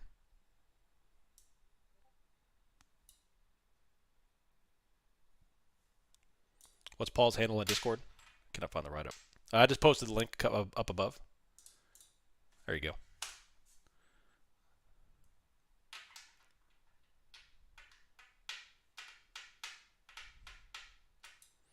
I find it hard to enter longs than I do shorts. Is there any way to work on that? I mean, yeah. You want to be able to see the chart for what it's actually doing. And there are times where you want to be super bullish, and there's times you want to be super bearish, and there's times where you just kind of play on your toes. Right now, we're in this bit of a shakeout phase where it's whips on all over the place. Bottom wicking, top wicking. So, it's very volatile. Wait for Head and Shoulders. So the way to work on it is to try to, again, when you start your day off every morning, go to longer time frame charts with no indicators, nothing. No lines, no indicators, no SR levels, nothing. And see what the markets are doing. That's step number one. That kind of gives you a reset every day. And then you also have to realize that you have to treat long-term shorts different from long-term from calls, because the market always does bounce. It tends to always bounce. That's the way the market works. It's just tooled that way. So regardless if you're a perma bear or a perma bull, anytime you do take a short, you've got to treat it differently than a call. Or an upside target, not even a call, but upside position. Now, what makes this market a little bit more difficult here is the fact that historical rally, it goes up almost every day, and it's odd. It's odd to look at the daily chart, and the daily chart looks like a 3-minute chart. So yeah, I mean, some people are having trouble buying the top here. I get it. It's all about managing your emotions and stuff like that. Stuff that we deal with every day. God, this thing just keeps on going. Every time I stop out, it just keeps on going. Case in point, this going to 18,100. This is absurd. 140 points on NASDAQ, and ES is going here too. Massive blasting candles.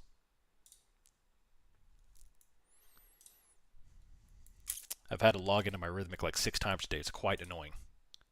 Quite annoying. I'm about ready to shut that thing down for the day.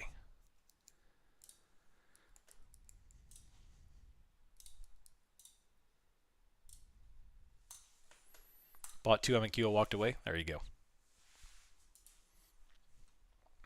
What a freaking move this is. Wow. What a move that is.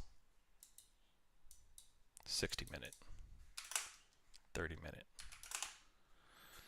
120-minute is massive bottom wick. Look how tight the V recovery is. I think it's time to look for long entries. The market has spoken. Yeah. Yeah. 120, the 2-hour chart is phenomenal. Massive bottom wick. Incredible.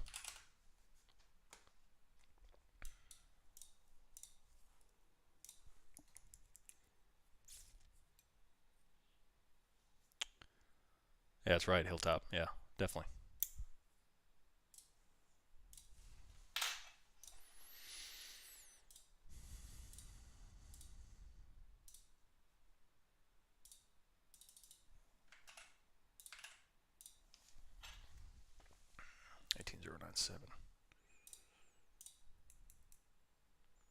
Is this a good example of your 3 candle?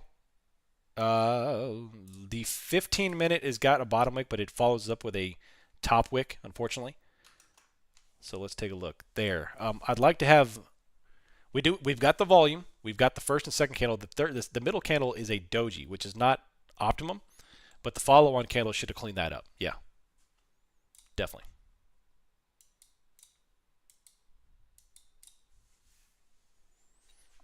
You're welcome. I might regret it, but I have a short set at 18,130 to see if I can catch a slight top wick as retest the morning highs top wick. There you go. Tom in person was humble, self-deprecating, and observed that the market makers predict direction incorrectly 45 to 50% of the time. Back then, pre-0 days. Hence his emphasis on risk management, R&R, and diversification. Nice. So I'm hands off now. How would you gauge your next entry? If I want to stay sober and keep from overtrading, would you wait for reclaim of morning high, or what would you be holding for in wait? So if I'm looking for another entry, which I am, but as we remember, as we get deeper into the morning, you want to start pulling back your expectations as we get into the midday chop, which is still all about an hour away, so you still have time. But be aware of that. So from there, you want to look at the major pivots in the market. The overnight high and low, the prior session high and low, the weekly high and low, the monthly high and low, the current session morning range, and watch those areas. Those will tell the tale, because right now we're pinging right up against, not quite there yet, the morning high, which is the opening candle of 18,126. And that's where you want to trade. So to get away from scalping every single little candle, that's what you have to look for. And you may have to wait through a lot of price action and FOMO and stuff like that, which is fine, because there's always going to be a move. There's always opportunity. And then whatever system you elect to implement, you got the VPA, you got anything else, that's where you look to do it. So yeah.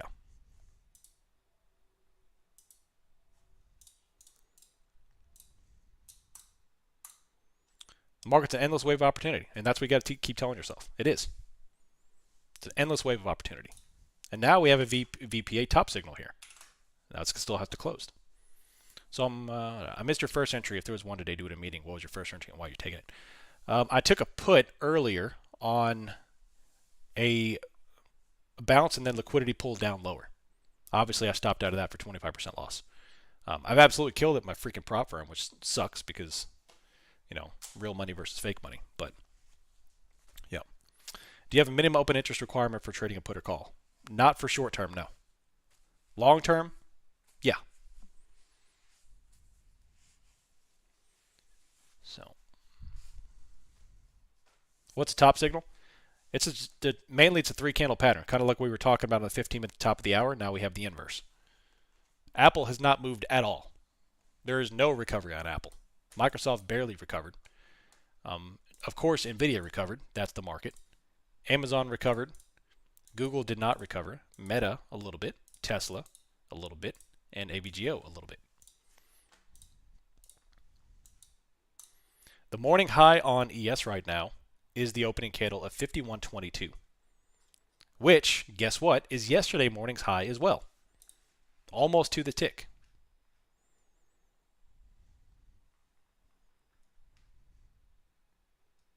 Hashtag algorithms.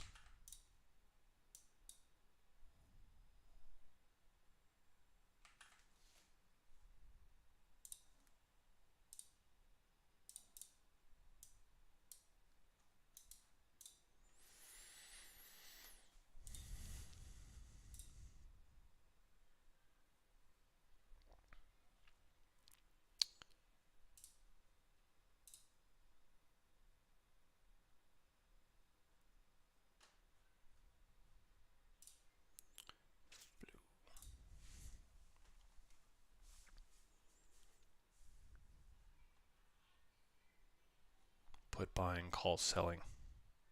Amazon is super strong call buying. More green flows. Buying everything up.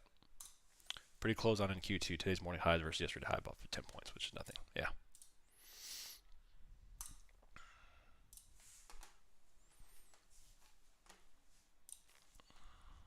$51.15.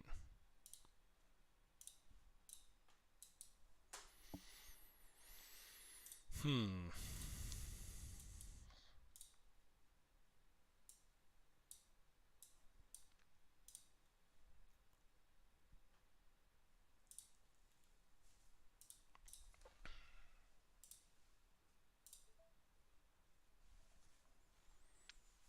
$95.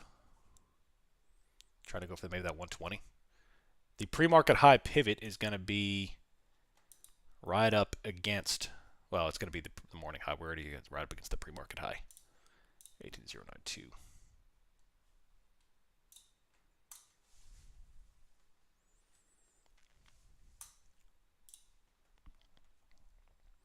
Another blast off. See if we can recapture. If they recapture this top wick, then yeah, I think the target's going to be the morning high, which is not that far up. Right up against it. Coming up against 18100.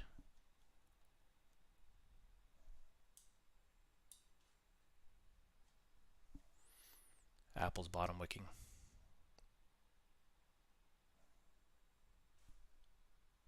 Small iceberg.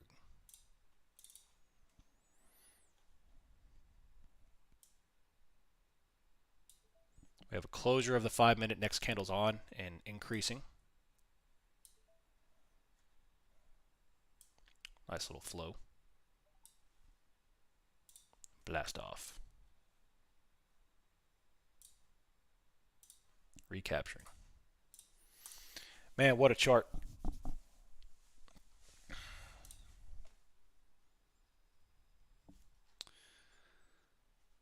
Let's see.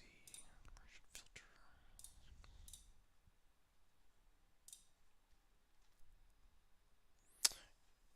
Oh, you're welcome, John. Yeah. Looks great, doesn't it?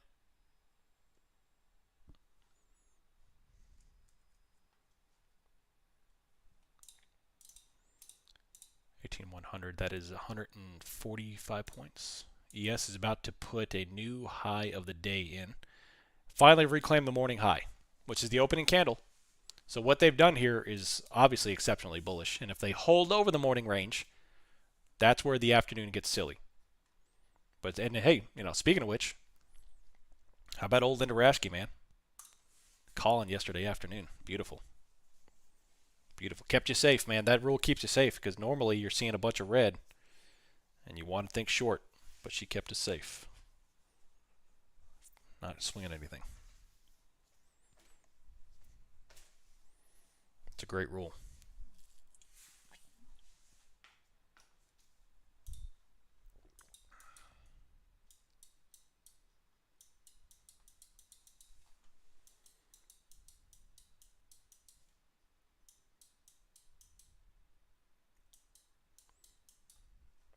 great rule.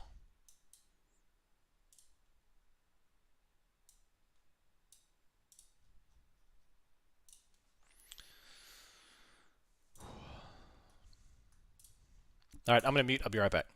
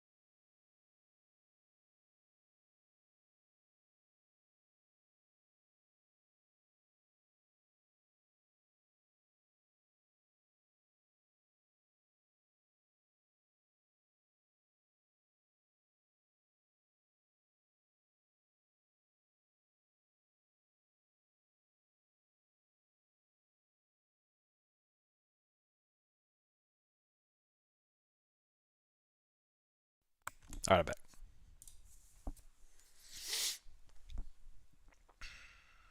I have returned. Does Linda Raschke have an X you follow? Yeah. Yes, she got a Twitter account, or X account. That rule's literal money. It's the whole reason I was confident to trolling. Well, CVD, I didn't bounce yesterday. Yeah. Mr. Explanation on why you didn't take calls. Because I'm an idiot. Quick and easy.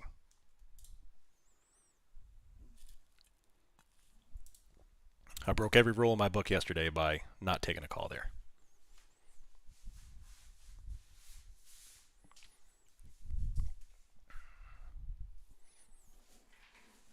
$81.23.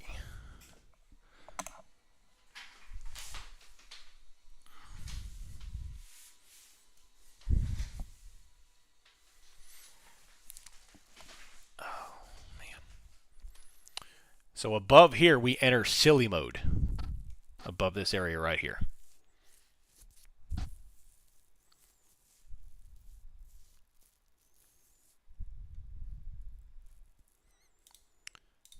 Better have a FOMO hindsight, not taking a position. Yeah.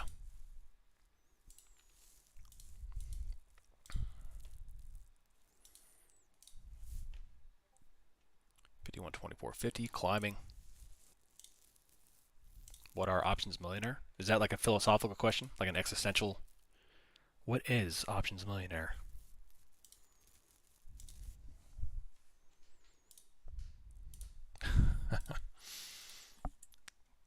Yep, so above this level, it's going to get silly. If the bulls claim this level and hold it, it's going to get silly. We've shaken bacon.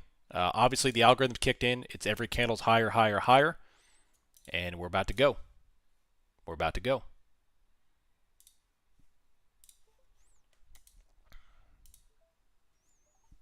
So 18,100.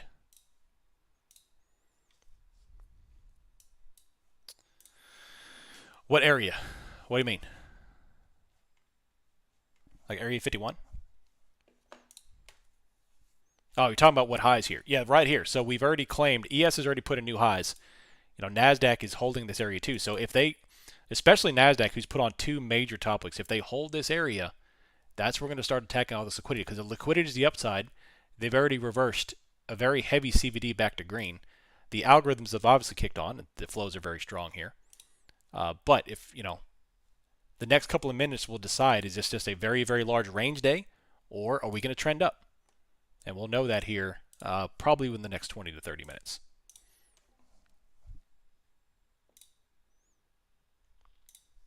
So, I hate to mention this, but could it be you did not take a call due to some bearish bias? You talking about yesterday or today?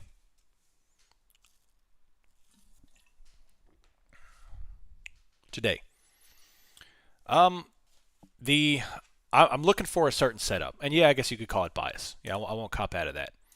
I'm looking for a certain setup because this is exceptional price action.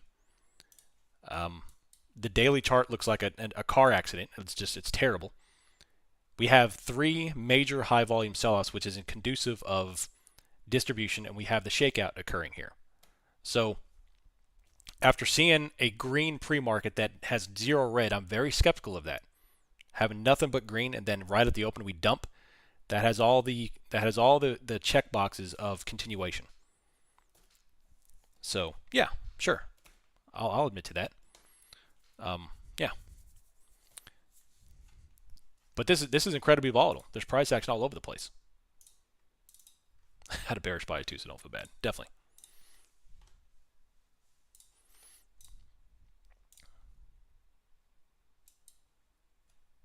Couple of top wicks here on NASDAQ.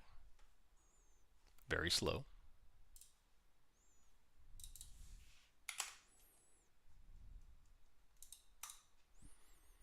Ooh, look at that, 1890.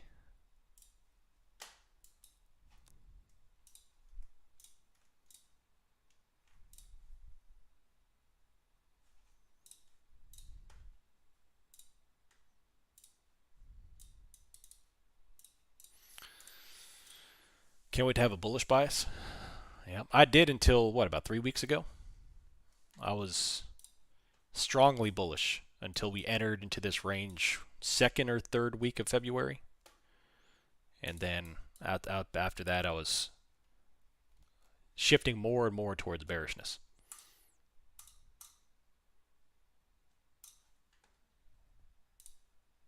Which, I mean, yeah, we have gone higher, but look at this daily chart.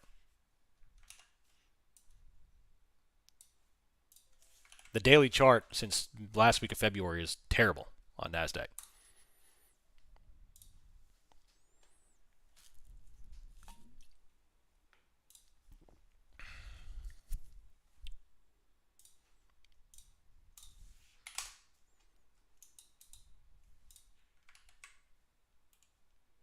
Man, it's weird. The morning high and the morning low are almost exactly identical, as opposed to differently identical. I don't know why I said exactly identical. The daily chart's a face only a mother could love. Yeah, me and it both.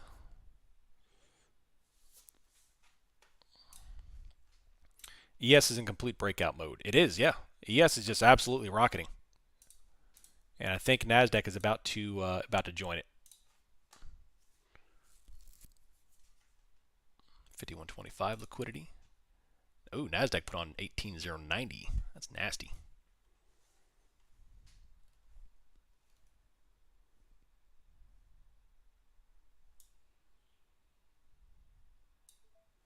See if Nasdaq can get this breakout going.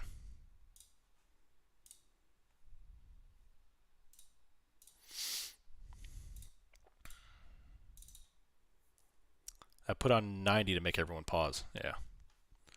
Well, even then, it's only 7 points down. It's not even a big move. Like if that's like the bottom of this candle. So that's nothing crazy. Man, ES is freaking launched.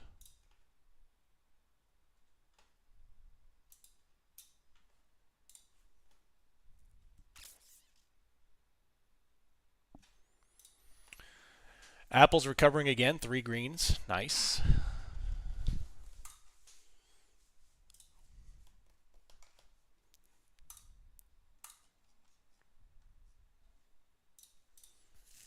Is it a good time for weekly swing calls? Negative. I would not do that. I mean, I suppose it could. Look at the daily chart, man. You know, swing positions are getting smoked. I'd say anything more than a day or two swing positions are getting smoked because every green sold and every red is bought. It's just back and forth, back and forth, back and forth.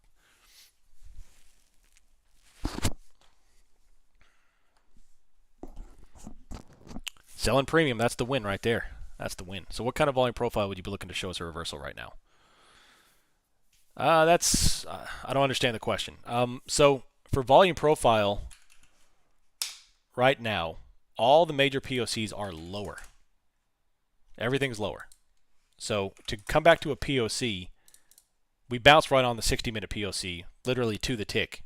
or this morning. That big V recovery started on the POC. So there's your that was the one big indication which I did miss. Other than that, we are above volume profile. The POCs. The next node is going to be up at 5142 on ES, which is 20 points higher. Yeah, Rasky's rule was on point today. Incredible. Incredible.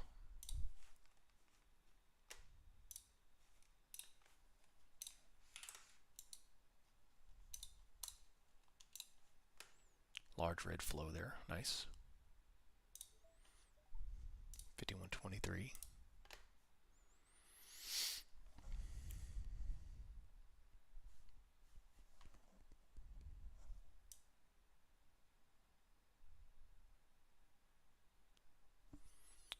$89 filled right on that liquidity at 90 and instant bottom wick right off of it. Came down, tapped that liquidity at 90 and bounced.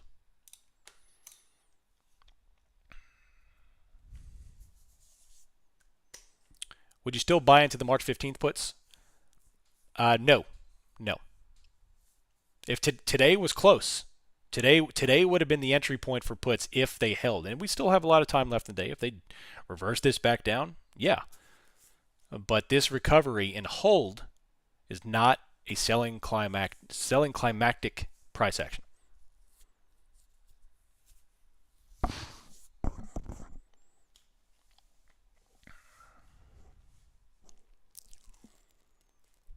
$18.08. Yeah, they're definitely not ready to sell yet. Where can I learn Rasky's rules? They've got them pinned somewhere. Let me get them for you. I've got them in the OM library. Rasky's rules, where are they at?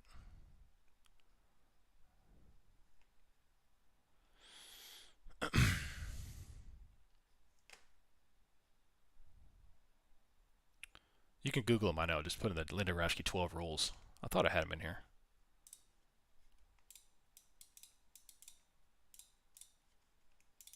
There you go. Thanks, Mr. 50.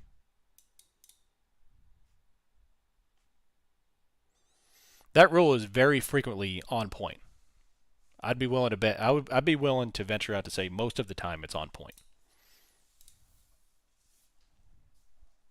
Because the dealers, when they are not, strictly true dealers, they are hedging the morning, they're hedging the afternoon, and they're marking their position for the following session. All of those transactions are all the first hour and the last, not even the first hour, the first 30 minutes, the last 30 minutes, those time frames. So that's why she created that rule, because it marks the positions for the next session. If buyers are buying the dip for value, then it's going to be green, at least the green into the morning the next session, and vice versa. If they're selling it, you could look for selling into the morning the next session. A little bit 1888 here.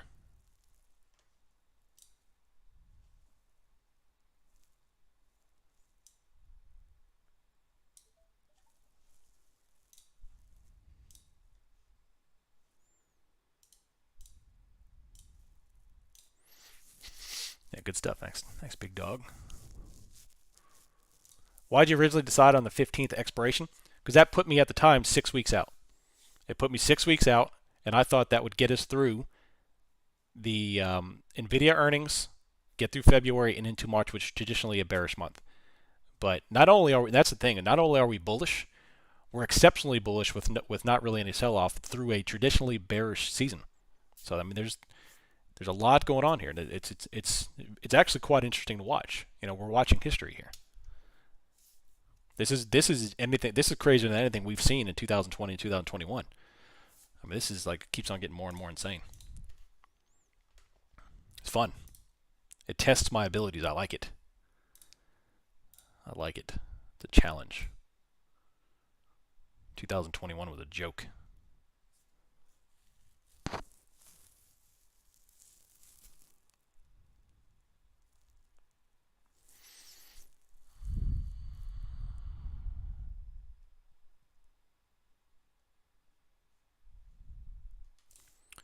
Bottom wick here, 5121. You're welcome. Short one down a hair, but 2 MIT sells sets. Betting on down. I hope I'm right. This is tough action to short right now, Paul. Tough action to short. We just cleared the imbalance from yesterday morning.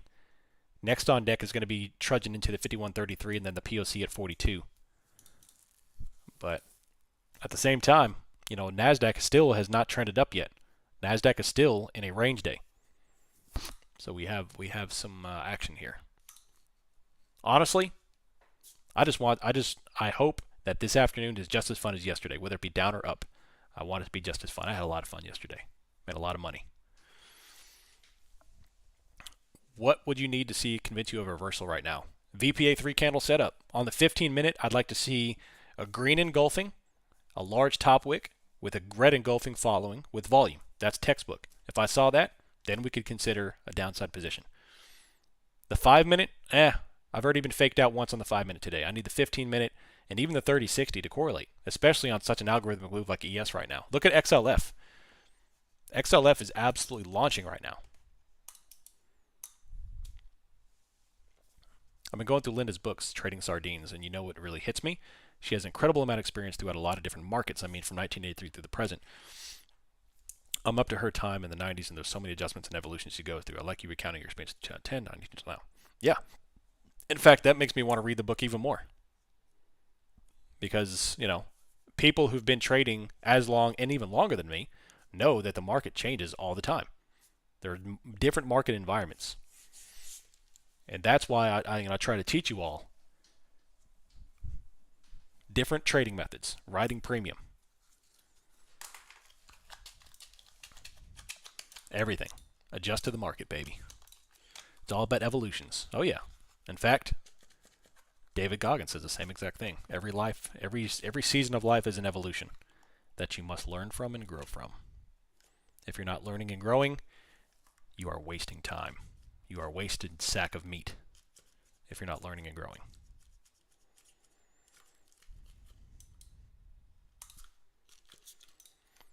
FOMC speaker in 30 minutes, so keep that in mind. There you go.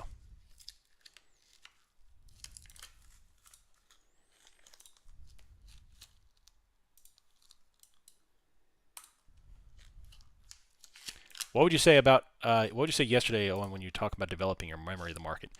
Yeah, that I was talking about that YouTube video that Danny had posted in the general chat. It was a YouTube video of one of the most successful hedge funds in market right now, and what they talked about, which made them successful. And they didn't. There was like 5 or 6 rules. It was like a 7-minute video. They didn't mention a single thing about any technical setups or secrets of the market or any of that crap. I almost slipped. It's all about you as a person, controlling your emotions, never get emotionally tied up into a trade, and you have to have a good memory. Because in order to have a good memory, you have to be able to identify repeating patterns on the market. Repeating patterns. Now, it's not one of those guys. It wasn't like the Grant Cardone type of guys. It was legit hedge fund managers. It's in the general chat. YouTube link.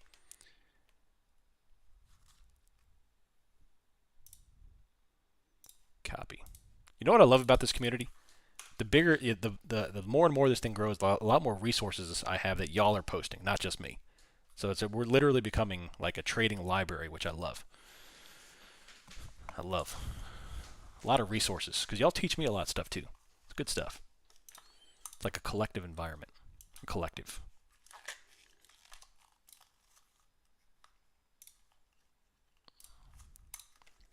Be smart.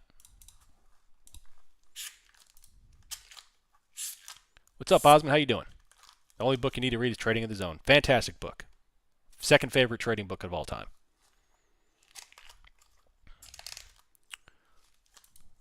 Coming up here to $18.99. 51.30. Dude, I love it. The only thing my wife is sick of hearing about all of you. Y'all are a huge part of my life. I don't know what if y'all realize it or not. We talk about y'all all the time. Like, we'll be at dinner time, me and the wife. I'm like, you know, Trader Jay said this today. You know, Juicebox said this. It's funny. What's your first favorite book? First favorite trading book is Complete Guide to Volume Price Analysis by Anna Coling. Hands down, best book. I love you guys. Still waiting on 51.30 here. Make the new guy feel love. That's right. Started following Mark Douglas last night. Watch part of his video on order flow. Really great stuff. It is great stuff. Just watching your combo with Andy yesterday. Fantastic conversation. You know, Callie got on my nerves today. No, I've never said that. There you go, Paul. A little bit of red across the board. 51-24.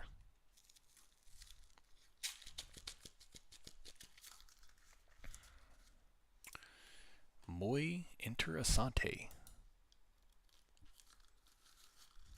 Bottom wick, of course. We expected that. At least on the first attempt. 18.075, 18.06. Nice. Sailor's doing a little work here.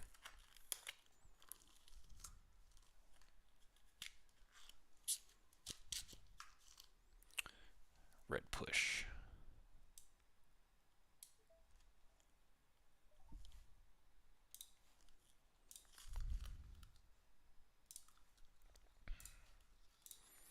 Three handles only, but due to negative position sizing, we'll take it. Watch it dump now, too.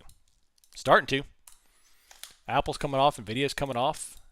NASDAQ could not break high of the day, and down we go, baby. Down we go. Beautiful stuff. Beautiful stuff. Man, large red engulfing.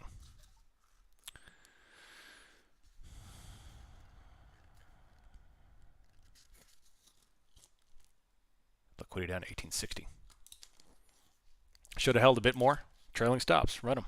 You called a great position, man. Down to 1860. 15-minute, we had a doji and then red. 5-minute, we had a bottom wick and then red. So, nasty.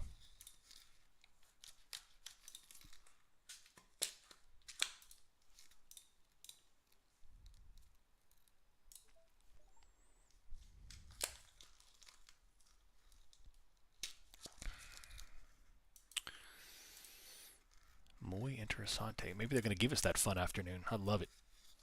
Love it.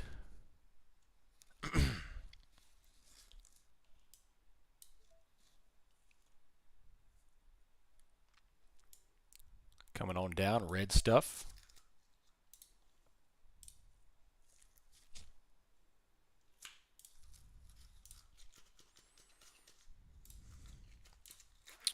Stopped out on my longs.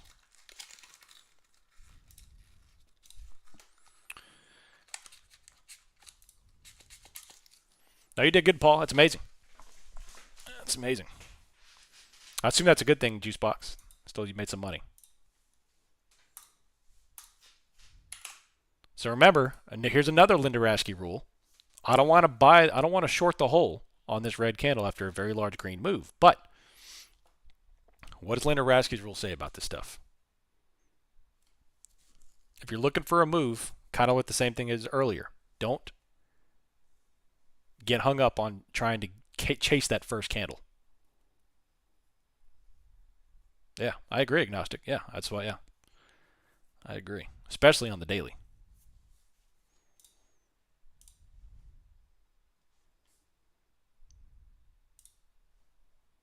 Especially on the daily. A little bit of green here.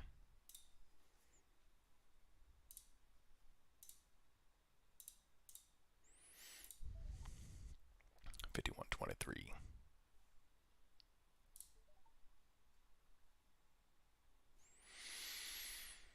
Apple's bottom wicking. Nvidia, of course, buying it all the way back up, like Nvidia does, because they're amazing. They're a big silly goose stock.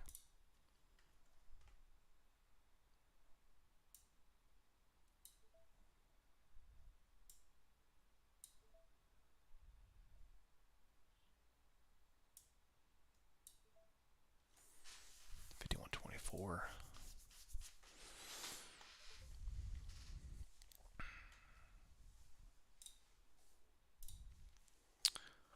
I actually did opposite and put in MIT against my trade. BOS not holding.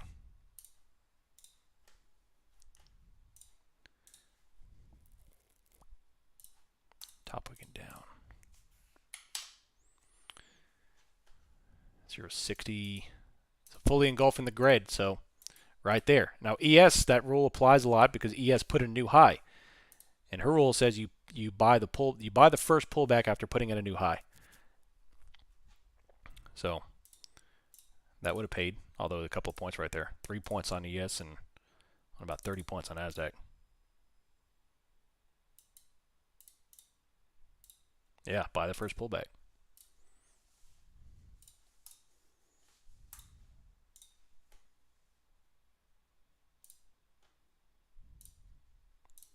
I love that stuff, man. As we go forward, 12-month inflation will continue to drop. I'm not looking for better inflation readings than we've had. I'm looking for more of what we have seen. J. Powell. We are not looking for inflation to go all the way to 2%, but instead we want to have a new inflation rate at 4% because FU. Come on, man. He said that during a testimony?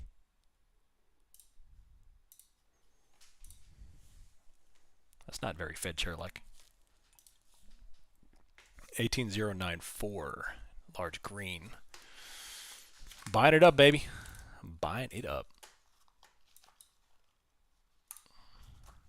Hanging out on the 15-minute. The 5-minute candles are back and forth. I'm hanging out on the 15 here.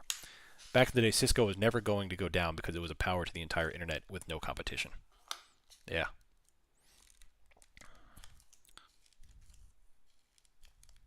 Yeah, you're right, Senator. Yeah.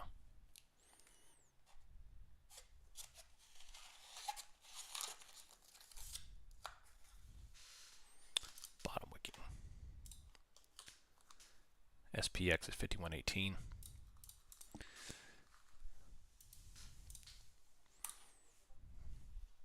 Do you think house prices will correct anytime soon?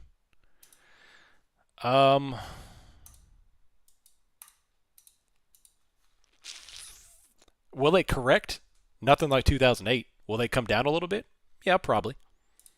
Maybe a little bit. According to my realtor, he's still getting, buyers are pretty much still getting whatever they want. Not nearly like 2020, 2021, sure. But buyers are still, as long as you are, you put your market on the house for what it's worth and what the market's getting, you'll have no problem selling it right now. Now you're not going to have a bidding war, but yeah, I mean, people are still paying it. He said he's seen prices drop anywhere between 8 to 10% from 2020, 2021 highs. And the fact is that that's through these 6 and 7% interest rates. So what happens when interest rates come back down? Within a year, interest rates are going to start coming back down aggressively. We might be under 4% interest rate or at 4% interest rate in the next 12 to 18 months. What happens to the housing market then?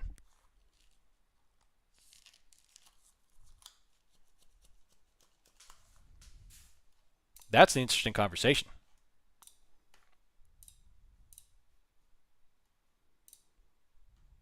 Yeah, definitely depends on your location. Definitely. They're putting on 18,200. A lot of liquidity is higher. ES has 5130.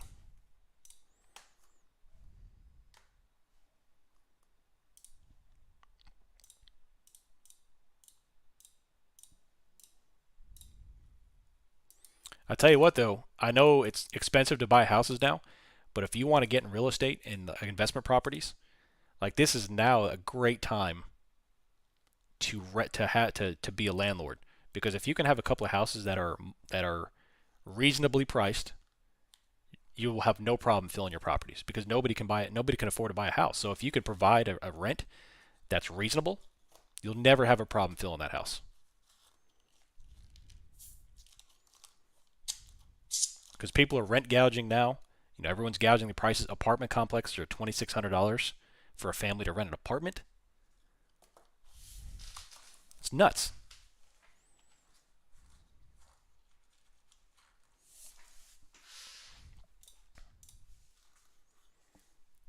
California, we have an inventory problem, so everything's still getting snatched up at asking. Yeah.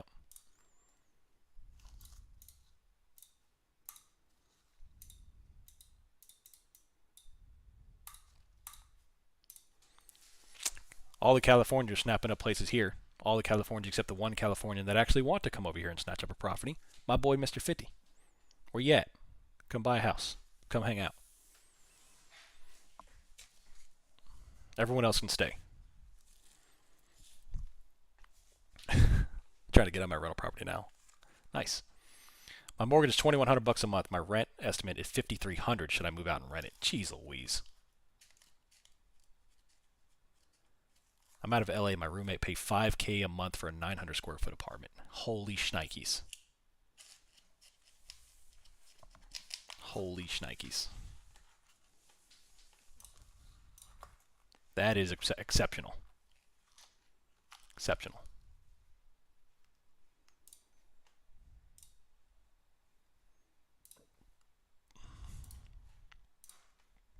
Multiple sources of income. Yeah. $2,600 is cheap where I live. Jeez Louise. Bottom wicking. Beautiful buy up. Beautiful buy up.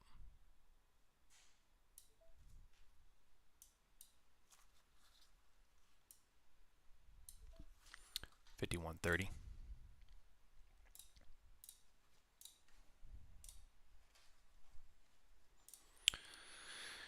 Oh man. I pay $400 a month for a two-room apartment I live in. Wow. Where at? Call JPal, tell him to send this higher so I can get out of my lawn and go to the gym. There you go. What you hitting today, clown? I'm sorry, I can't say your. In fact, I might have to have you change your name. Kind of goes against our community rules. Yes, please. Actually.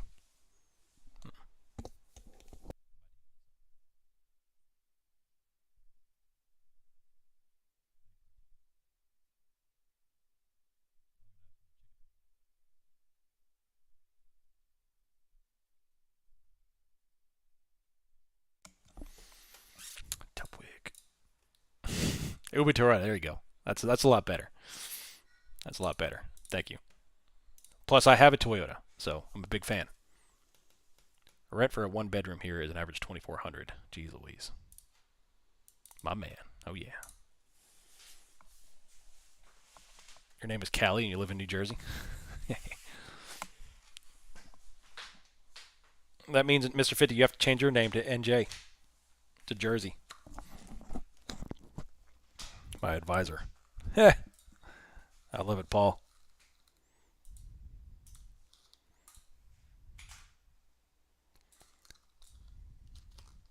Nice dog. I bet he has a rough life.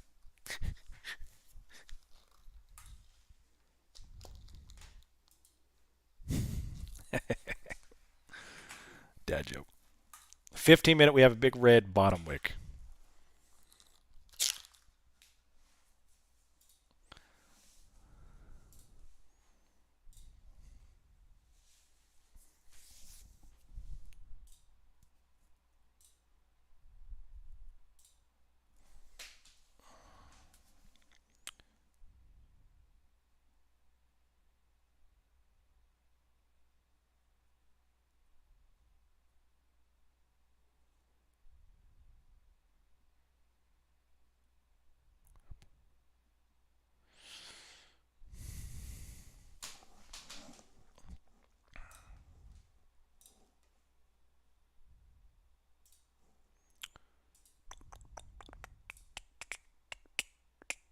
AI, yep.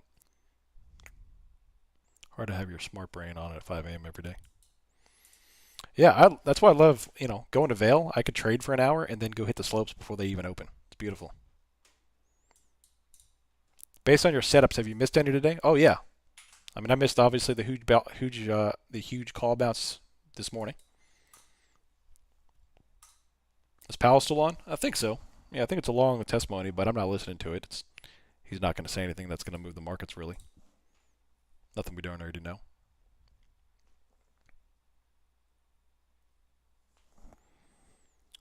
New York governor is deploying the National Guard into the subway system amid a series of high-profile crimes. The National Guard in the subway system. Hashtag first world country. I'm currently in Avon. I'm about to go ski Beaver Creek in about 30. Oh, man. Dude, you're killing me. I love Avon. Avon's got one of our favorite Thai restaurants in Vail. Faux Bay, baby. Faux Bay. I believe that's an Avon, isn't it?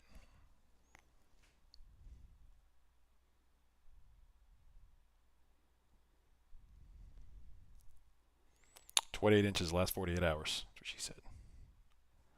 Argentina, Venezuela will be advising NYC soon. Oh my gosh. 5130.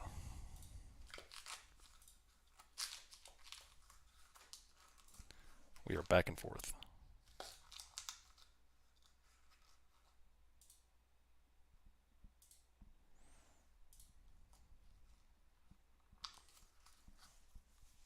For dipping ramen? Yeah, buddy. I love ramen.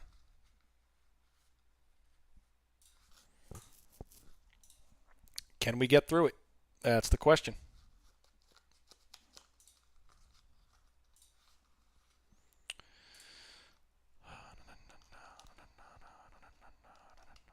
I'm still spoiled from the last 2 years. Tell me about it, dude. Tell me about it. Did you get the farm for tax purposes, or that you just wanted one? No. Having property was always my dream. Like, people want Lambos, people want cars, people want to buy stuff. My dream has always been property. So after 2020, um, my natural reaction was to go buy a farm.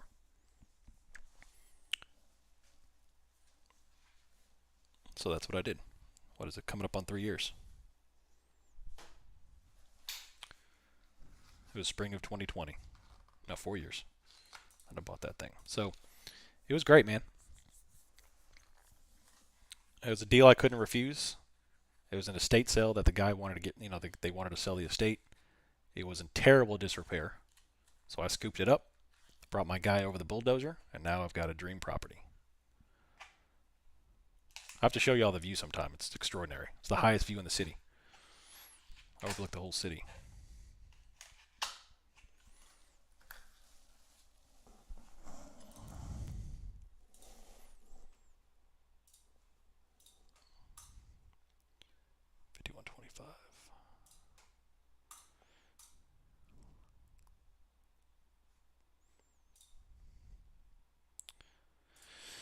Well, this thing ain't moving.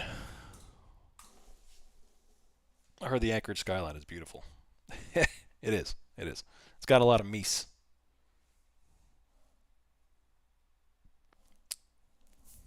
Almost lunchtime for me. Can't wait to turn into a prepper community. Come on, vampire. You can come live.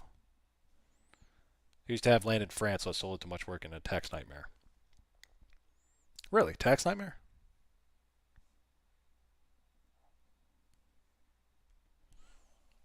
What time frame are you using on the book map? I'm using the one tick charts on book map.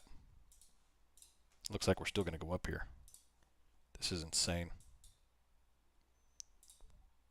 This looks like this is about to pop. All this nice liquidity here into 107. Num, num, num, num. Right up there.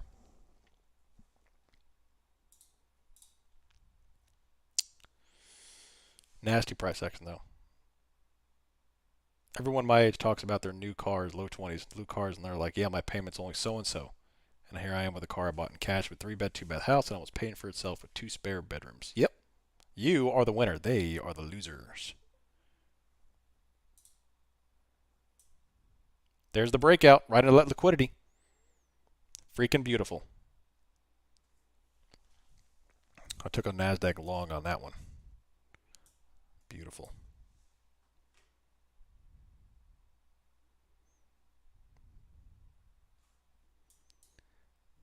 $115. Extraordinary. There you go, juice box. Beautiful. So ES is still climbing new highs. NASDAQ is going as well. NASDAQ hasn't taken the highs, but they are trying to. And it could get silly. Could get silly. We'll see. What's up, John? How you doing, buddy? Haven't heard much from you today. What are you doing? Have almost 50 acres here as well on complete view overlooking town. Nice hilltop. Name checks out.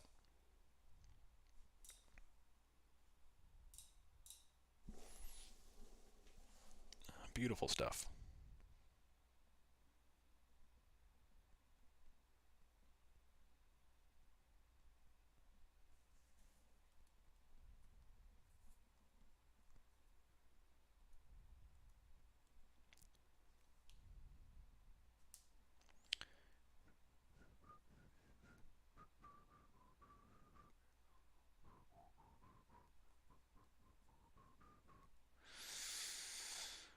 Oh, man. Still going green, baby. What a day.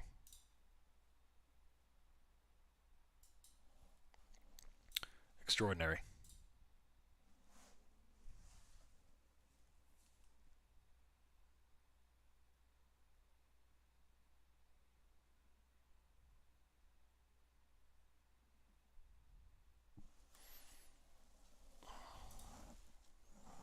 Powell out by the dip. Yeah. In 2016, I inherited land in 17. My IRS return was over 100 pages long, and the government does not want you to own anything overseas. Wow.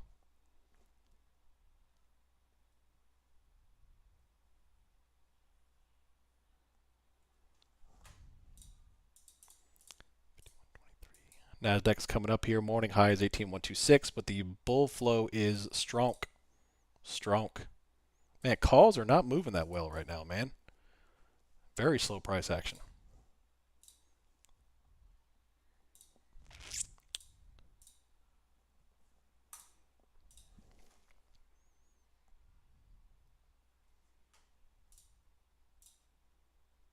And I am hungry.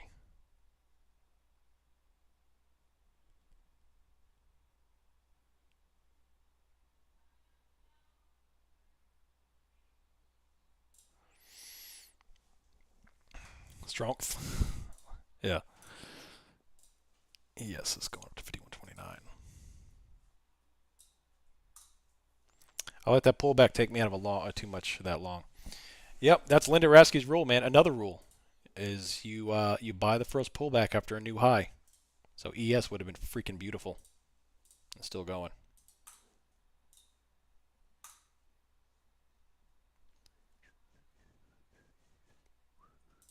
Man, what a freaking move this is. Exceptional. Yep, so the prior high right here, we're coming up on NASDAQ. 18,126. Been holding long from 90. Nice. That's a heck of a trade, dude. Well done. It's like strength, but irrational. Apple still has not moved. Microsoft did recover. VIX is flat.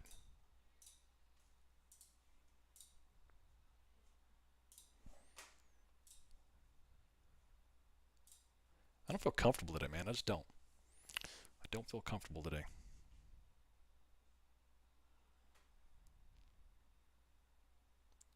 Still going right there, 128. And I'm going to set it up there.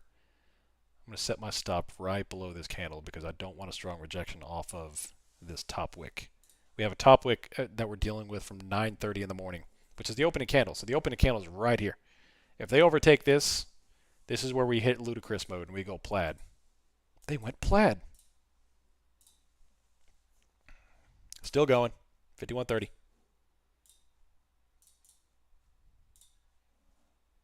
You survive. If you could survive the morning high pivot off NASDAQ, this is where you start to get paid, son. It starts turning into a trend up day and just goes. Obviously, it's already exceptionally bullish. I'm just talking about for the remainder of the day. Not right now.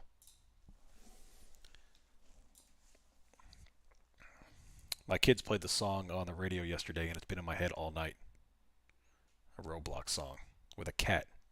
It's driving me nuts. I just freaked out and closed out the remainder of it right before that pop.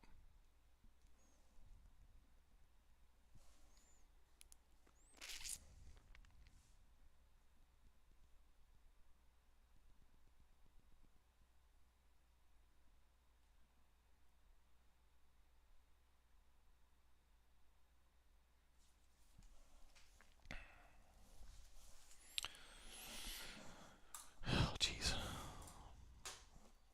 Man, it's already 11 o'clock. Wow. Still going. Just keep it. Just watch out, math. Right now. So I've got my stop set right below this candle because if we reject this morning high, I don't want to be a part of that. So I'll hold it until we get through this and then break out. If it breaks out, then I'll kind of back off the stop a little bit and just and let it do its thing. But it's about to get silly here once we clear out this level.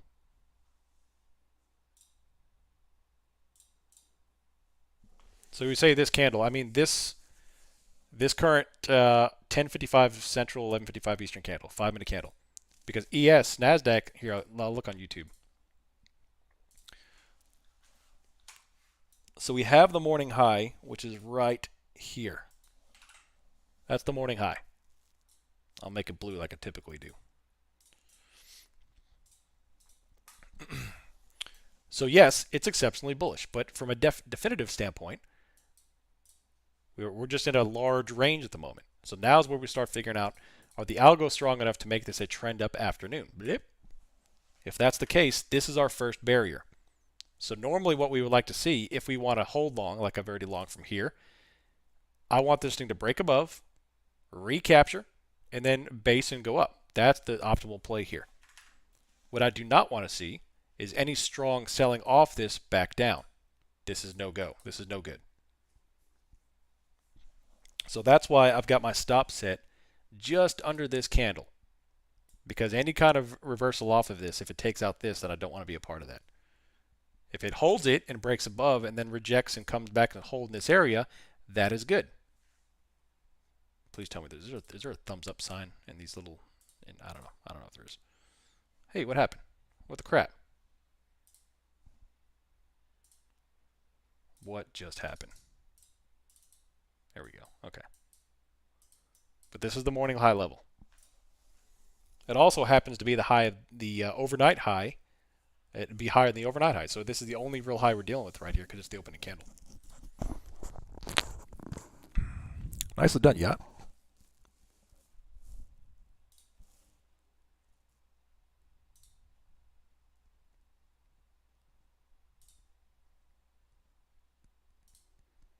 See, this is why, again, math is that when you're ready to get out of a trade, what is going on? When you're ready to get out of a trade, you don't get out. You move your stops. That's what I'm doing. If I got out of this trade here because I'm scared of rejection and this thing blasts off into oblivion, I'm going to miss like 50, 60 points. However, if this is still exceptionally bullish and it holds it, I have no business getting out of that trade. So what I'm going to do is set a smart, well thought out stop that's just under this candle and see if it can hold it and then go. And if it stops out, cool. Then so be it. I'll get back in later. Or maybe I won't because I'm about to go eat lunch. I'm starving. I look forward to eating now since I'm now doing this 75 hard thing.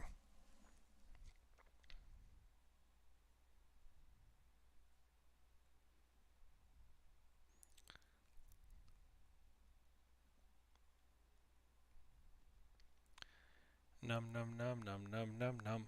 There we go. 18131. I am in a long, Mikes. I am in a long. Nasdaq long. Gold at all-time highs. Yeah, that's weird. So we did reclaim it. First top wick. We got to hold this pre-market high right, or the morning high right here. New York Community Bank Corp has contacted investment firms about an equity sale. NYCV paused due to volatility. Guess who's going to buy them for cents on the dollar?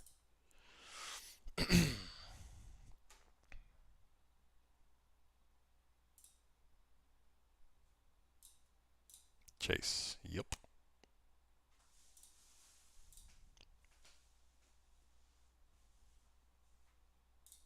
Yep.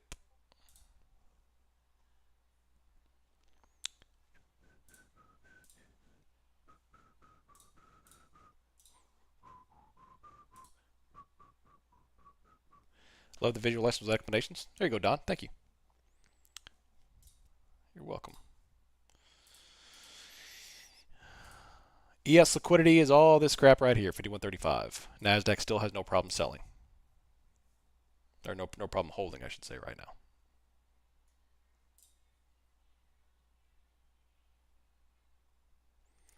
I'm still over trading. I think I'm getting addicted to being in a trade. I need to rectify this problem before I take crazy losses.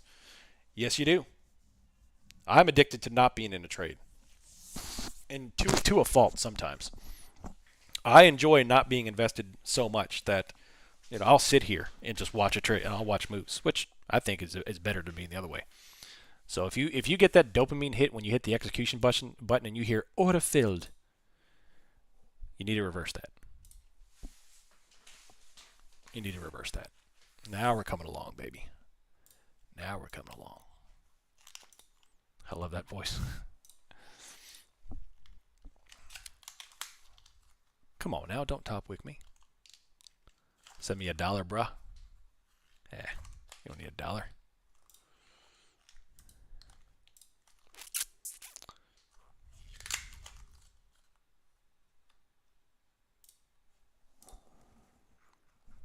I am starving.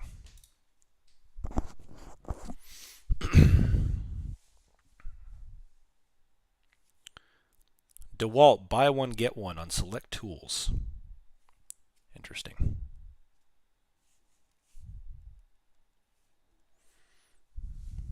How you holding up on that new diet? I'm actually really enjoying it. I thought I was going to be miserable, at least the first couple of weeks, but I have no headaches. My workouts are, like, I feel the pump. It feels good. It feels good. I've had no. It hasn't been hard at all actually. Which I know I'm only a week in. 3-4 weeks in, I'm gonna be craving cake and sushi like nobody's business. But right now, I'm still good. I'm doing 75 hard. It's not really a diet. It's more like a discipline thing. 75 hard. I'm just doing my normal diet. The only difference is that on 75 hard you can't have any cheat meals, not one for 75 days. That's the kicker. So I can diet. I've been doing it. I've been off and on for my whole life. And I don't really do the dieting thing per se. All I do is there's times of the year I trim up my diet, and there's times of the year I don't really care. But it's always based on the same principle. Do I use creatine? I do use creatine, yeah.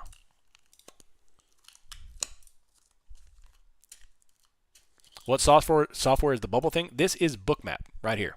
It's a live order flow tracker. It's a fantastic software. It's the only one I really truly recommend. There's a lot of customizations for it, but basically it's level 2 on steroids.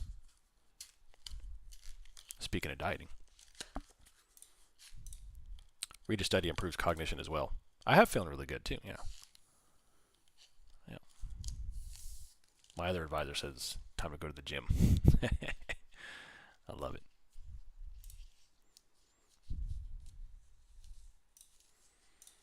Capsules or powder? I personally take the capsules because the powder makes me feel like eating sand. I use sand. I just said sand because you said it. I use powder. All the ancillary powders I use, like amino acids, creatine, it's all unflavored, so I can mix it with anything I want. I never get flavored stuff. Like beta-alanine, all unflavored. I can mix it with protein shakes, I can mix it with milk, I can mix it with, whatever. Now we're breaking out, baby. See what I mean? See what I mean, math? Give yourself a chance. I don't know if this is going to break out, but I need to give myself a chance that this is going to break out. So I set a stop, a very smart, well thought out. Now it breaks out. And now that we've cleared, I can start to think about cautiously moving up my stop. I don't want to do it yet because I don't want this thing to still reject as we enter the supply up here. Reject, come back down, and then bounce. I don't want to stop out too early because of greed.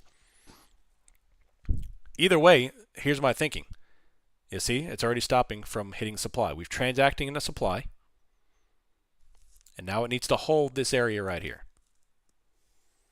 That's why I don't want to move up my stop too much. Give it a shot.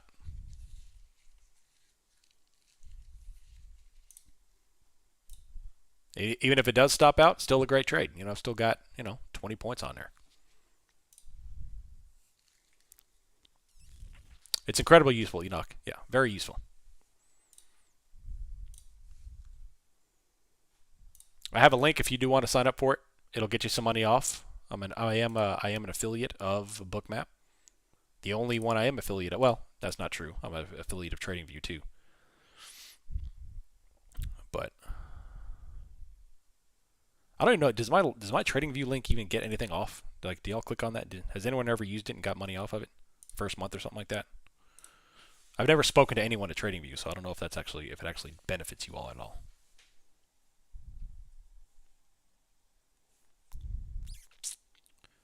DeWalt tools.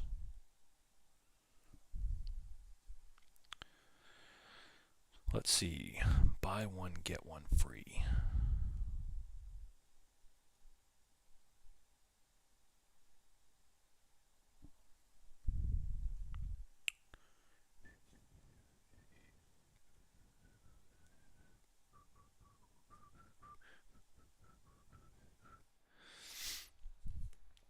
I signed up using a link, but during the Black Friday, it's already had discount. Oh, okay.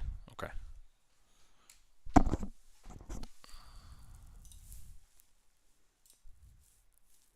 I went long at the pullback at 18.063, but cut it at 88 for 25 points. Could have been much more. Had to exercise some patience. Nice. Well done, Van. That's still okay, man. That's a great trade. It's a great trade. I buy 2 years of TV every Black Friday. I have it for 8 years from now on. Y'all know what happened to me this year? I didn't tell you this story, did I? So I completely forgot to sign up for Black Friday deal. Completely forgot, and I do it every year. So the day after it expires, like I realize, holy crap, I forgot to do it. So I go on to do it, and it's like $900 or something like that. So I email him.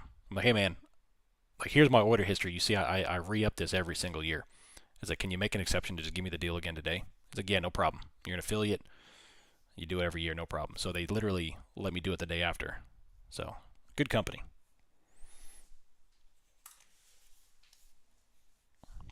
Yeah, it's pretty sweet. Went from like $900 down to like $100 or $90, whatever it was. Trading View.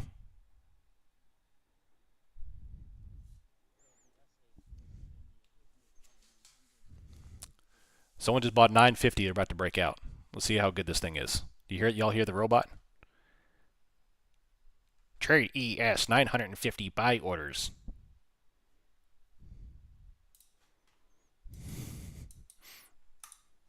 That reminds me of Joey with mac and cheese on Friends.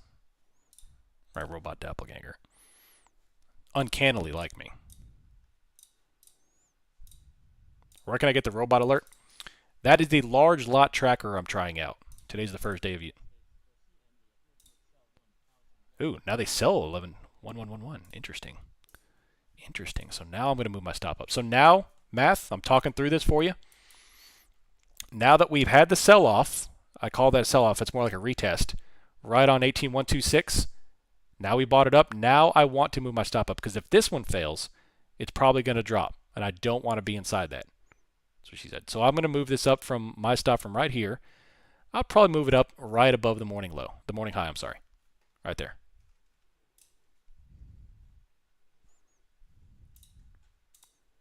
Drag. I love Quantum Tower, man. I could just drag and drop, baby. Drag and drop. I swear Apex better pay me out. If I'm wasting all this time trading paper and not missing out on my personal account, they better pay me. I'm going to lose my mind if they don't.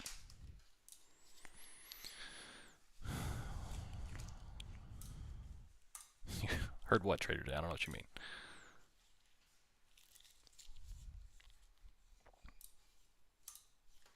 I set my stop right here. Boom, it's still going. Now I'm going to set it even higher. I'm going to set it above this candle right there. And I'm going to leave it there for a couple of potatoes. So now I need to figure out where's my target. My target was morning high. We blasted through that. My next target here is, let's figure that out. Because I need to have a goal to shoot for that's non-monetary based. That's going to be somewhere I could look for in the event that this continues to go. My target for now is probably going to be, drum roll please. I need to go to the higher time frames before I make that decision. A realistic target, I should say, is going to be 193. Would be a good pivot. I'll make it conservative. I'll say 175. That's going to be the next pivot's going to be about 175 to 190. That 15-point range. So that's going to be my first target. Still going. All day long, all day strong. So essentially, you're securing yourself profit, but not taking yourself out of the trade. That's exactly what I'm doing, Matthew. I want to set my stops based on smart decisions on price action, not because of my P&L is going crazy. So now what I'm going to do is I'm going to move my stop up a little bit more. I'm going to set my I'm going to set my limit, my profit limit, which you could do on Quantower, which is great, at about 174, 175. That'll be the first exit. Not for the entire thing. I'll probably do 60% of the contracts, and then I'll put the rest of them up at 195. What's 190? We'll do 190. Market is insane, juice box.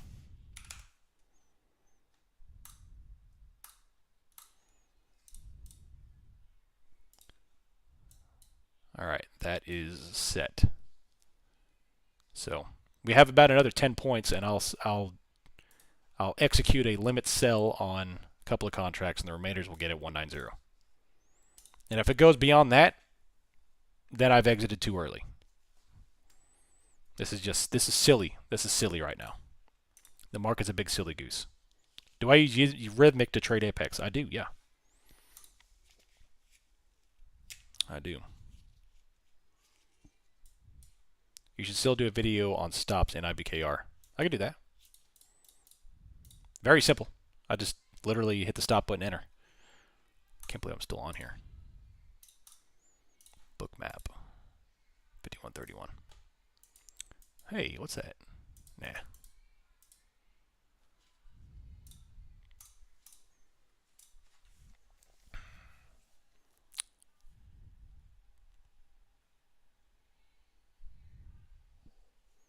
Man, no top wicks on these candles. This is amazing. Amazing.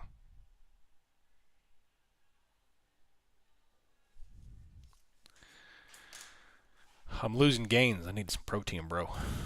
Protein.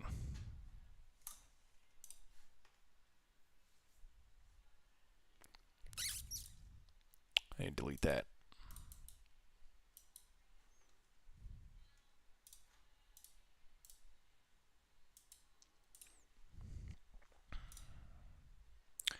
I'm going to set my stop at 142. 142.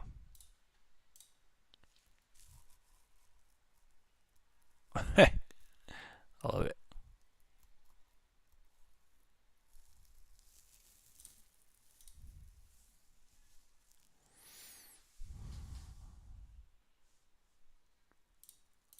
Still going. This is nutty, dude. Nutty.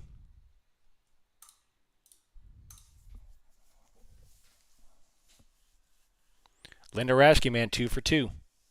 Saved my behind.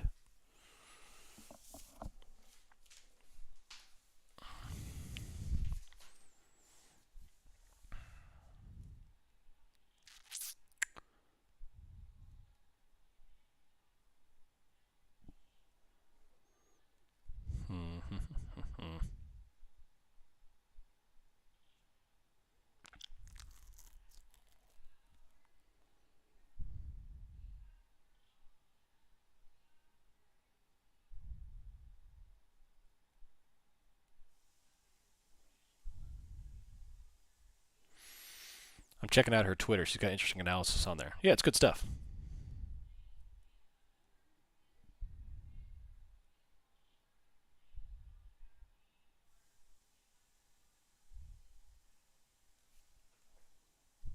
It's good stuff.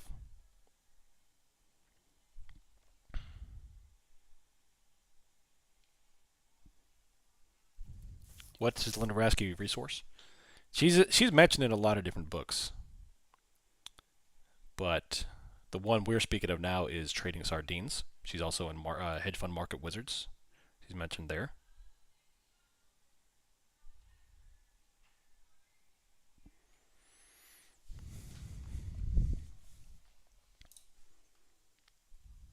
How many accounts do I copy trade? It depends.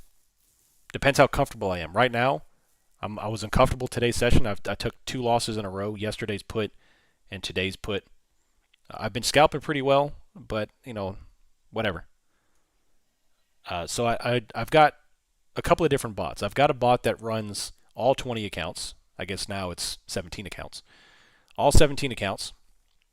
I've got a bot that runs half and another bot that runs the other half. And I've got a bot that runs just my funded.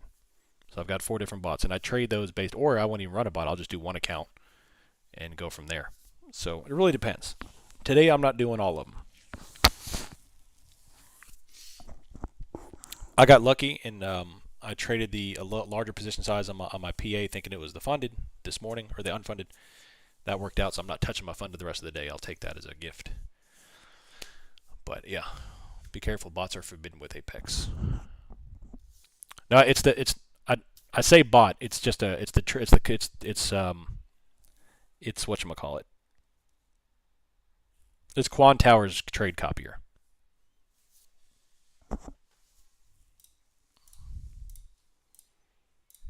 Yeah, they call it a bot, but it's just a trade copier.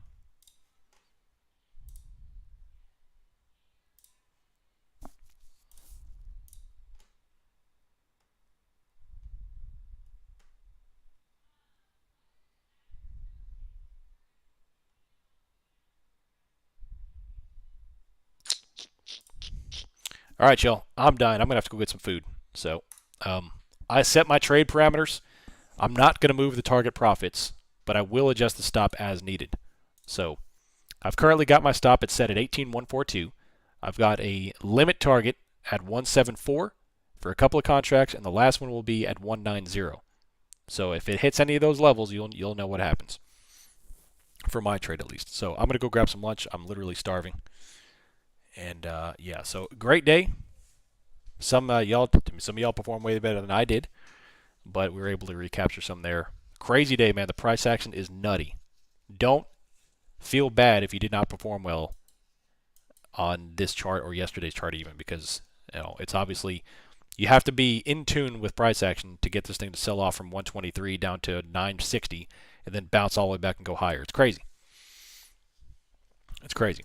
So, yeah. Let me know if you have any questions. Hit them up in the DMs. Hit them up in the channels. Ask anybody else questions. We have a lot of great resources. And after that, I will see y'all bright and early in the morning. Tomorrow is another big stream day. We have the morning stream. Then we have Bookmap in the afternoon. So, hope you have a good rest of the day. I'm out. See you.